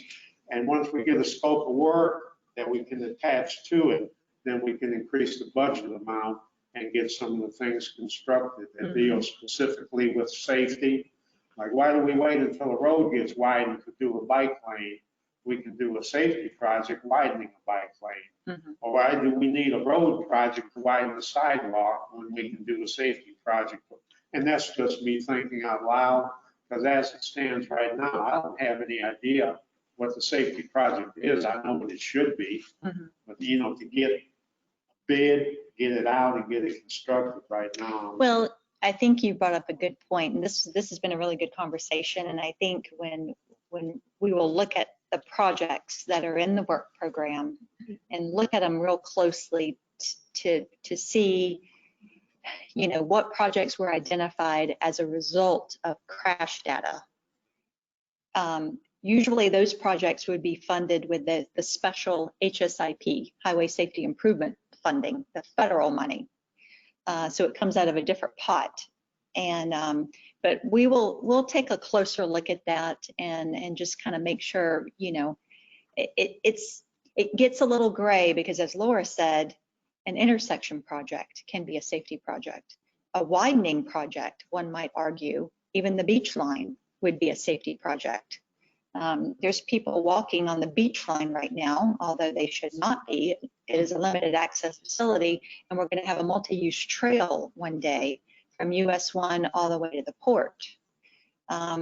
So it's definitely a gray area. So we'll take a look at that more, and we are going to monitor from year to year what we're accomplishing. We have to do that if we're going to move down the road to bring down our numbers. Sarah, you had a virtual comment? Yeah, Orson Parker would like to provide a comment. Hi, thank you. Thank you for acknowledging me. So yeah, I guess it's kind of a question and more of and also adding my thoughts. Technology ITS. I have been doing some reading on the integrated traffic systems, and I understand they promote, you know, safety, and more importantly, can help deal with traffic congestion, especially as I represent the beachside community. We deal with a lot of congestion due to special events, whether it's launches, numerous cruise ships, or weekends where we have a lot of day trippers. So I guess I was surprised to see that there's so little money being devoted to technology, when my personal view is we can get the biggest bang for our buck of improving the quality of life for our residents and also increasing safety, because we're already starting to see negative effects from the new crosswalks that were installed in downtown Cocoa Beach, because they're not integrated with the overall traffic system of A1a. You're seeing a lot of now stop and go, increasing congestion. It's impacting the function of the intersection at Minuteman and A1a. And to me, it seems like leverage technology and integrate these new crosswalks into the overall traffic flow system, we can promote better flow and also improve the safety of the folks who are using these crosswalks, because now they'll have a true integrated traffic light system instead of simply flashing yellow beacons, which honestly this past weekend half the folks didn't even bother to press the button and they just walked out in traffic. So I guess, so these are my comments, but also I guess I'm asking, why are we why is the funding for technology so low in this pie when there are so many benefits to reach for both quality of life and for safety? And thank you for your time. That's another very good question. I've never had so many great questions regarding my tip. This is exciting. Stephen, do you feel comfortable talking a little bit about the ITS and why we don't have as many projects as we would like to have? Absolutely. So there's multiple layers to that. In the most basic level we get to is the more stuff that's out there, you know, technology-wise. Just think of how many things are in your home that there are to maintain and make sure that they work properly in order for you to use the internet or your computer. Well, that goes up 1,000-fold when we get all these devices out in the field. And the biggest thing that we're struggling with in our area is having enough qualified people to actually maintain the stuff that we have. There's a big shortage of signal technicians, and it's just not an industry that is presented as a desirable career path in many fronts. And even though there's a lot of great opportunities to grow into it, so that's our issue number one. But there is some promise in the Orlando area. They're working on it's called a PedSafe project. It came out of a grant that DOT, UCF, and Metroplan Orlando got, and they're actually doing some preliminary work in our area as part of that grant into seeing taking inventory of the devices that we have here, and that once they have some technologies that are proven to help with pedestrian safety and intersections, what we'll need to deploy in our area based on our current system. So what devices will be compatible with our systems and all of that. And so there is opportunity for us to expand on that funding for projects in the future, but we really have to grapple and get a hold of taking care of the systems that we have well and moving forward with those. And we are working on our ITS master plan update, which is getting into some of those topics. And I've been having discussions with DOT on how they might be able to help us out in some cases with some consultant help. So it's being worked on, and we would definitely like to see that number go up, because you're right, it is the best bang for the buck in a lot of cases. And I'm hearing some really good things out of that PedSafe project that could be really beneficial in the A1a area. Thank you, Steve. Thank you. We'll expand on something you mentioned, Peter, and also Tony too, is the fact that, look, we're spending twice as much on bike ped improvements as we are in safety improvements, but frankly, aren't all bike ped improvements safety improvements? As well as ITS can be looked at, certainly it will expand, improve safety as well. So I think it's somewhat semantics. Well, my thing was looking at it as a contractor. If I was going to bid on a project, I need a scope of work. And when you say safety project, there is not a defined scope of work for a safety project. Exactly. And that was my approach towards it. You need a project out of bid to increase the budget. Well, how do we define a safety project in such a way that a contractor can bid on it? And that was my point. Not that we're mixing the modes. I know we're mixing the modes. You have a widening project, that's when the safety projects come into play. You widen the bike lane, you widen the sidewalks. So I just threw out there, you might break out the sidewalk, or you might break out the bike lane to give it some independence and to give it the safety only title. But that was just a humble suggestion, and that was my whole point. Get a definition on it so somebody can bid on it and do the work. And that's what I don't have clarity on. Did that help it out any? No, I understand, absolutely. Earlier, we were discussing evacuation. It seems to be a safety issue. I was wondering, how does the TPO factor evacuation routes into their planning process? The project priorities, the new methodology that we developed during this last cycle that was adopted in March, does specifically provide some of the quantitative points towards whether or not it's improving an evacuation route. Yeah. And so we felt like we were helping in that process by specifically making a line item in the criteria to address evacuation routes. So you added that as a consideration, and one of the factors. For scoring. Get additional points. And how is that weighted? So the weight is in, we actually played with the weighting a lot, and really what we came up with is that because of how tiny we broke out some of the items, we moved one planning factor more than the other. It really didn't show that well. But essentially each of those 5 categories that I showed earlier, safety, transportation, land use, resiliency, technology, I think we called it something different, technology, and multimodal, each of those make up 20 points. And then within that, each of those 20 points, it breaks down even more. And so off the top of my head, I believe that if you approve the evacuation route, it was 7 points, because I feel like that one was one of the heavier rated ones. I'm not, don't quote me. You'd have to go on the website to I have to look at it again. Are there any federal guidelines that we have to take into consideration?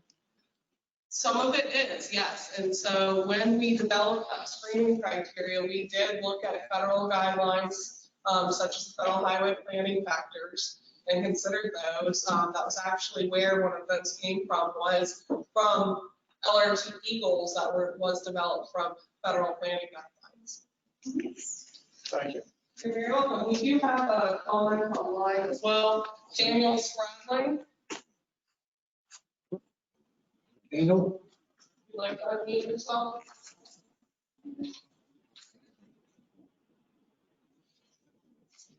Daniel, can you hear us?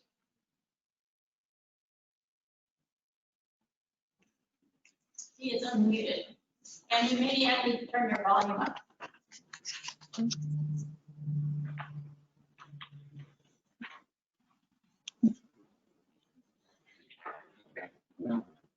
Sorry, Daniel, we can't hear you.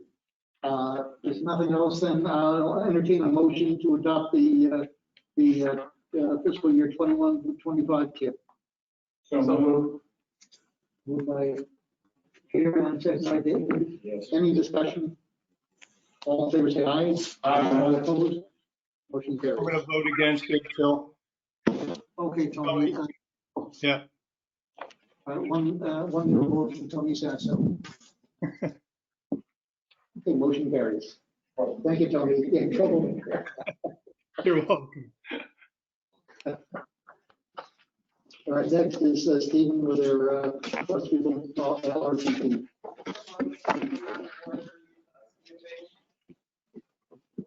So good. So yes, we're getting into the home stretch of our 2045 long-range transportation plan update. And so I'm just gonna give you guys a quick recap on a couple slides on some things some activities that have been done, and where we're at now is our draft cost feasible plan.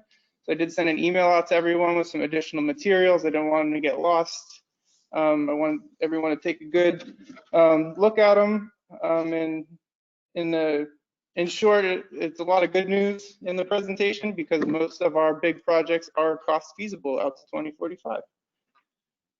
And so this is an exciting meeting, because this is one of the few times you get to hear about the 3 key work products that the TPO works on all in one meeting. You get to hear Sarah talk about project priorities, Georgiana talk about the TIP, and now we have our draft cost feasible plan. So it's kind of everything going together. So if we had action to take on this today, I would have gone first, so it all would have fed in nicely. But this is all just for your consideration today.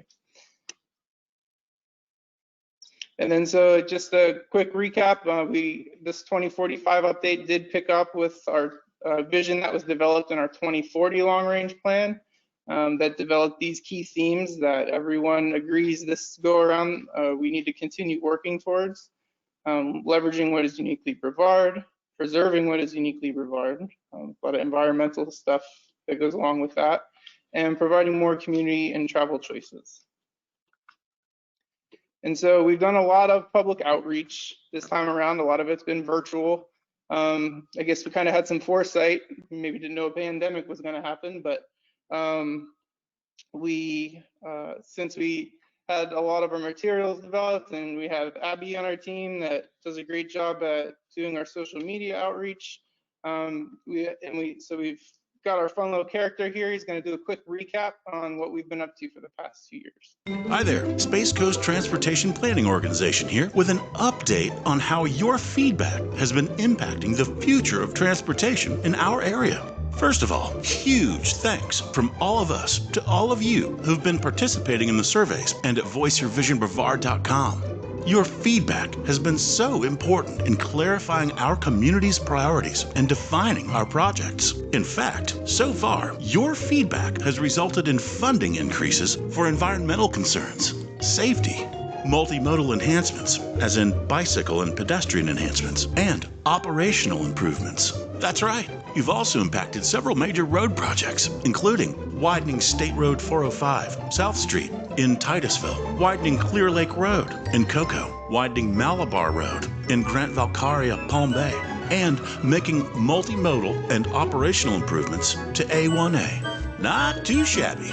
And the party's just getting started. If you've already gotten involved, stay involved. If you haven't gotten involved, what are you waiting for? Hop over to voiceyourvisionbrevard.com and help build the future of local transportation. Future you will thank you.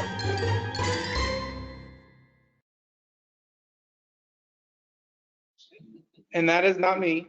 You find any similarities.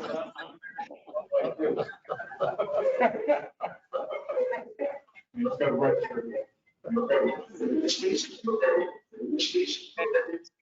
have got a lot of great feedback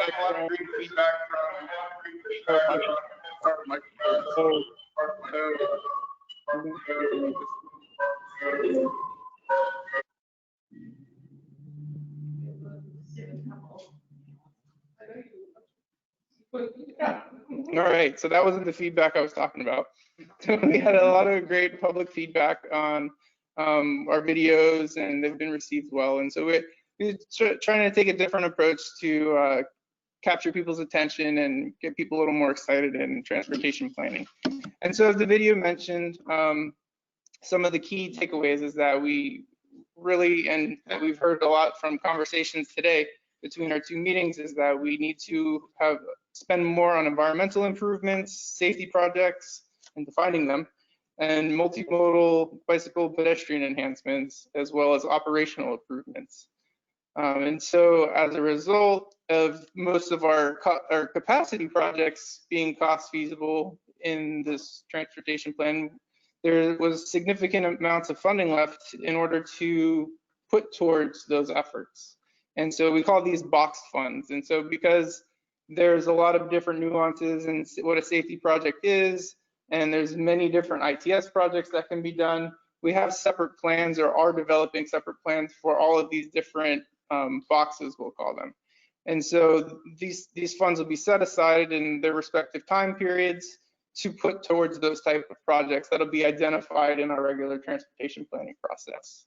And so that was a very important takeaway. And so, but everyone's usually most interested in our capacity projects. And so because projects are so expensive and they take so long to get done, there weren't a whole lot of new ones that came up this time around. But some of the key ones were State Road 405 widening. One new one in the north end of the county was State Road 46. We've got the PD&E and design programmed in there for the outer time periods, but we still have to fund construction and right of way at some point. And then we've got A1a improvements, the Clear Lake Road widening, which was mentioned in the video. And we still have some of Ellis Road on there, even though it's number 1 in the project priorities. There's still not enough money to get it all done with in our current tip. So we have to include what's still needed in the first phase of the long range plan. And then we've got State Road 524 widening, and then State Road 528, which we've heard lots about today. And then there's even a piece of I-95 on there that we're looking to 8-lane at some point, and that's in our travel demand model, and as well as experience in that segment that we're looking at. I'm sure everyone can agree that that's our most congested part of 95 right now, from O'Galley to Wickham, because it's basically our main street for commuting. And then the last new one of note is on O'Galley Boulevard at Sarno. That's the intersection improvement, and that is pretty much it for any new or big ticket capacity projects. But if you do look in your handouts, I believe it's on the 4th page, it's the needs illustrative and grant funded projects. These are some of the projects that are either funded by grants now, like the NASA Space Commerce Way widening project and the NASA Bridge project. And we've got the FEC grant that was on there, they're brought to the boards and committees last month, I believe it was.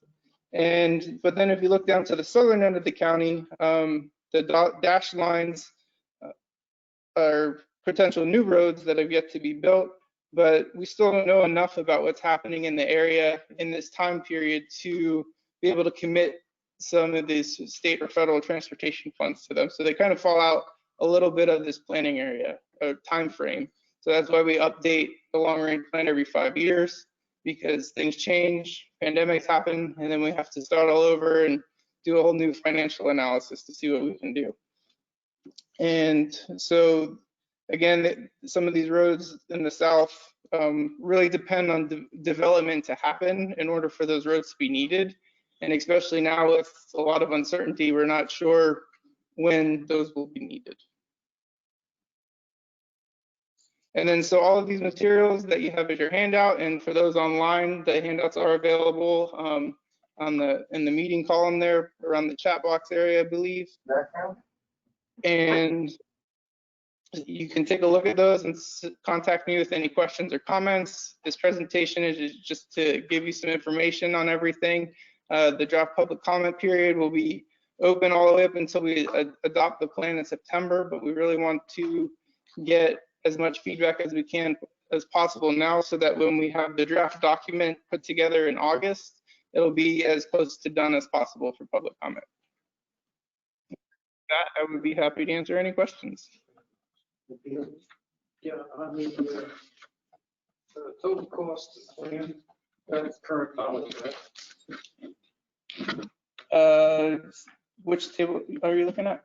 I'm looking at most of them in here are year of expenditure. cost feasible plan, 6/8/20. Yeah, this should be year of expenditure. We'll take a look at Malabar Road for US 1. This is the page you're looking at. Okay. Yep, yeah, it's year of expenditure. So Malabar Road, US 1. We got the total cost of the plan is 94,052. That's million, I think. The construction year is 2035. That's 15 years from now. Mm-hmm. So that $94 million, is that the cost in the year 2035, or is it the cost today? That is a good question. Well, so I assume that's current dollars. so the design cost, Stephen, is 6.7. That's Already not. 30. So each time period is year of expenditure funds. It's a 5-year ban. So yeah, we don't have it broken out here. So those the funds in 2030 wouldn't do as much as the funds in 2035. So the funds in 2035 for the construction costs have been inflated to reflect the year of expenditure. So if you total all of those up, you get the 94,052. And so that should all be the year of expenditure for the respective time periods. So that's future costs. Yes. Okay, and when we go to this, our right-of-way acquisition, 40,500,000. Is that going to be current today or future cost? That's the future cost that's been applied at the rates that we've been given for inflation, but who knows what the real estate market will be like then. That's like, this whole exercise is really tough. Yeah, without a crystal ball. There's not much to that. I'm Yep. struggling with it now myself. Yep. So can you tell me where you get your numbers from? What are the factors? So we get a revenue forecast from the Florida Department of Transportation. We got that 2 years ago, so it's no good anymore based on what's been happening. And then, like I said, that's why we have to update every 5 years. And then our consultant uses different inflation rates based on what's directed by the department and for the future costs and right-of-way costs and all of that. Can I get a copy of that? Sure thing. The FDOT revenue forecasting guidebook. It's a riveting read. I have trouble pulling a stick. Any other questions? Anything, Laura, Sarah? Nothing, okay. Thank you. Thank Mr. Pettigrew. She was in charge of making it look good. The final approval with Val Stern. That was really enjoyable. My crystal ball is as good as yours, especially 25 years in the future. If it was good, I'd be a billionaire. Absolutely. All right, thank you, Steve. Thank you. Well, I know we're running a little behind schedule, so maybe have a very expedited, quick version of the reports. Absolutely, yeah. It's, Jamie Kersey. Is Jamie Hi, with us? good afternoon.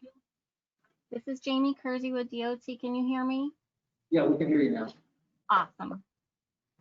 So just to make it quick, just like Georgiana said, I just want to touch base on some of the projects that are provided to you in the report that was given. Just a couple of them that I want to touch on were the State Road 514 Malabar Road. This one just started probably July 9th. It's supposed to be starting. So, and then it's going to be done summer of 2021. And then another one I wanted to touch on was the State Road 405 at Sison Road Spaceport Connector. There might be some nighttime lane closures up until July 13th, and this one should be completed by fall of this year. And there's going to be another one that's going to start this month. Is the ITS upgrades on Courtney Parkway to State Road 528. That one should start this month and should end spring of next year. And those are the most important ones I was going to touch on and make it quick. Is there any questions for me? Any questions for Jamie? Thank you, Jamie. Moving on, Sarah. All right, the Bicycle Pedestrian Trails Advisory Committee, they met last Monday, June 29th. They received a very similar presentation regarding the project priorities as you did. Theirs was more bike ped focused. They did move to approve the project priorities as well as also in their discussion regarding the transportation alternative funds. So those specific bike ped funds that we allocate, they wish to move those the NASA Boulevard sidewalk and the Aurora Street sidewalk forward, hopefully in fiscal year 23. We'll see through working with the cities and FDOT if we can do that. All right, thank you. Transfer report, I think you're going to go very well. Oh, no, Phil, sorry. I have a question for Sarah. Yes, I ran away. Sarah, Tony? yes, sorry. It's Tony, and I was looking the other day and I noticed some of the crosswalks. We had talked about this and I thought it was going to happen already. A sign for the pedestrians to wait till the traffic stops. Why have those not gone up yet? Are you talking about in the South Beaches areas? Yes. Actually, I guess in the North Beaches area in District 2. I don't know. We can certainly ask about that. In the South Beaches, they're up. I thought it was exclusively. I think it is. The RFPs. It wasn't all crosswalks.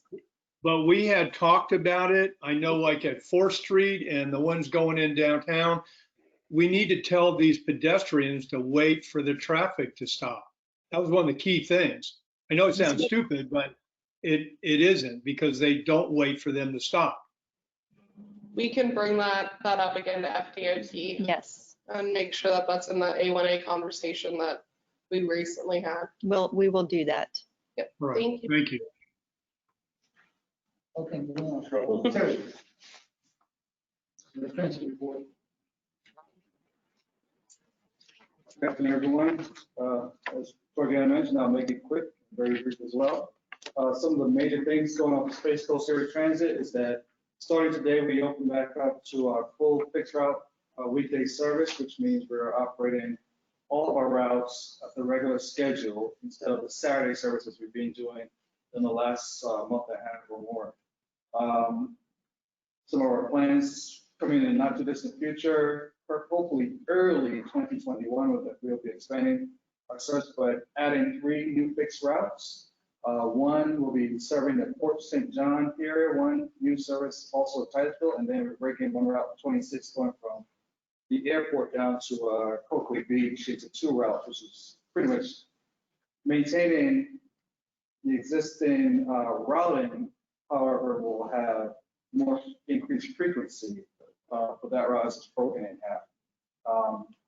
A major project that I'm working on is our version of ITS, which is Intelligent Transportation Systems. You might have heard me talk about this before, this group, but we're embarking on that. Hopefully having a discussion tomorrow to start the project, in which we'll have things like real-time passenger information to the general public so they know where the bus is. So before they go out to the stop, they know exactly when to expect the bus versus currently you kind of have to guess, looking at a paper schedule. One of the other things is going to have automated passenger counters so I can get more accurate information on how many people are riding each route and what times of day, things like that. Questions come up that we don't know the answers to generally right now. And another area is we have automated vehicle announcements for ADA. So when a person's on board a vehicle, they'll announce next stop such and such. So the individual will know when their stop is coming up, whether hearing impaired, visually impaired, things of that nature. We have audio and visual cues for that. We've got some new vehicles in, our new trolleys that came in over the last couple of months. We haven't implemented them yet. They're going to be actually run on the beach side. As many are familiar with what they used to look like. These are actually full-on Gillig buses, but retrofit to look like a trolley. So they're going to be much more dependable. However, as a result of the COVID-19, we decided to forego implementing them into service right away. We're going to wait a little bit longer. We're not sure exactly when, but hopefully next couple of months, we can see them on the roads. We continue to do the extra cleaning, disinfecting. We haven't gone back to serving the adult daycare centers and things of that nature because they're still not open. That's pretty much what I would say the long and short of it right now, unless anyone has any questions, specific questions. Just a quick comment. Any chance that we could take a look at those new routes next month? Yes, by all means. I can actually have the maps. I can share that with you next time. Yes, I'll share the map with you next month. We can see the routing itself. Any other questions? Yes. Yeah, what kind of COVID-19 regulations do you have? So what we're doing is there's several different things that we're doing. So one of the biggest things. Face masks? Okay, I'll say this. We do not require, we encourage face masks because there is no general consensus statewide or even locally that requires face masks. Operators, however, because of being county employees, have to wear face masks. The passengers do not, we encourage it. We encourage for them to social distance on board the vehicles. We have what's also a second vehicle, a follow vehicle. So if you've got a route that typically runs maybe about 20 people per trip or so, we have a second vehicle following that bus. So when the first one gets maybe half full, the passengers can then board the second that's right behind it. There are no fares, so the individuals don't have to interact with the operator. So we're running completely fare-free currently. We were boarding via back door only. Up until today, we implemented where the passengers can board via the back or the front door. And that, encourages us once again to do some more social distancing. We've got barriers for the operators. So we've got plexiglass barriers that we've got installed in the vehicles that now protect the operator from individuals if there's any to limit contact, I feel like that. And one last area, I can't think of it offhand. I want to say that's it. Like I said, the biggest thing is the cleaning and the social distancing. We kind of we initially cordoned up the front of the bus, so to protect the operators, but now once again that's open back up because they're boarding front and back door. I'm impressed. Thank you. Any other questions for Terry? You said your ridership is down 50%. How does that compare with a month ago? Well, actually, so this is actually old data. This was presented by my boss, what, 2 weeks ago? Yes. 2 weeks ago. Yeah, yeah. We are running approximately about 70% of what we were prior to the coronavirus. So we've been steadily increasing. So daily ridership right now is about 4,200 or so passengers per day. And that's equivalent to about 70% of our normal actual ridership. And that's with free fares. That is with free fares. It's still below where we would normally be, but yeah. Sarah, do we have any virtual questions? No, thank you, sir. You're welcome. Okay, moving on, Abby, with our public engagement.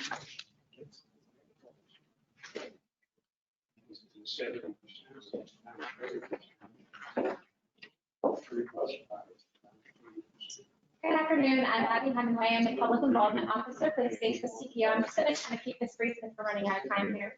I'm doing a summary report about our 2020 open house. For those who are not familiar, online or in person here, this is an annual event that we hold every summer. Typically, we use it as an opportunity to present our transportation improvement program. We also discuss trending projects and any major plans or projects that are approaching. So this year's focus was Vision Zero, our safety initiative. And there's some call-outs here that I just want to discuss very briefly. So this year presented a new opportunity for us. This was our first major public event after COVID happened. So apart from our regularly scheduled meetings such as this one, we had to think about how we would engage the public. So this is primarily for them. So just as a comparison, last year we held our open house in Cocoa at the library here, Central Reference Library. Only 38 people attended in person. This year we had 144 register online for the virtual component. 62 ended up participating and only 6 people came in person. So it just really shows you the way that people now want to consume information and when they attend public workshops and events online. And we attribute much of the success of this event to partnering with the Space Coast Realtors Association. They pushed it out to their community members from our county libraries and our local municipalities. All their public involvement teams helped us push this out. We also boosted it on Facebook, which helped us tremendously. On the back, on the second page there, you can kind of see some feedback takeaways. The bulk of it is that many people enjoyed the virtual format of the open house. We had three news agencies attend, so it was well-rounded and covered, and we attribute a lot of the success to participating online, and Q&A was also very well done, and we had some great speakers. Any questions for Abby? Not a question, a comment. Did you work with the Chamber of Commerce to get the blasts out? We do. We have some partners in some of the chambers. It's a little different with the chambers. They're not considered like a public entity, but they do help us from time to time push out our events and our public information. But are they charging you? No. Any other questions or comments for Abby? No, thank you. Thank you. Okay, which brings us to our local government report. Regina? I have nothing to report. Anything from any of our members? Seeing none? Good meeting, thank you. Tony, you had something? Yeah, just good meeting. Thank you, everybody. Thank you, Tony. I just want to thank everyone for attending here virtually. Our next meeting will be September 8th, and I want to thank particularly Georgiana and staff. Yeah, I'm saying this is the second time they did this today, and they'll be moving again Thursday, so they're getting a lot of Thank you, staff. Great job, and we'll see you September 8th right here. Meeting is adjourned. And Phil, I wanted to mention September 8th is on a Tuesday because of Labor Day. So that'll be kind of different. And hopefully we will be meeting together, the TAC and the CAC. Thank you all. Thank you. Thanks, Phil.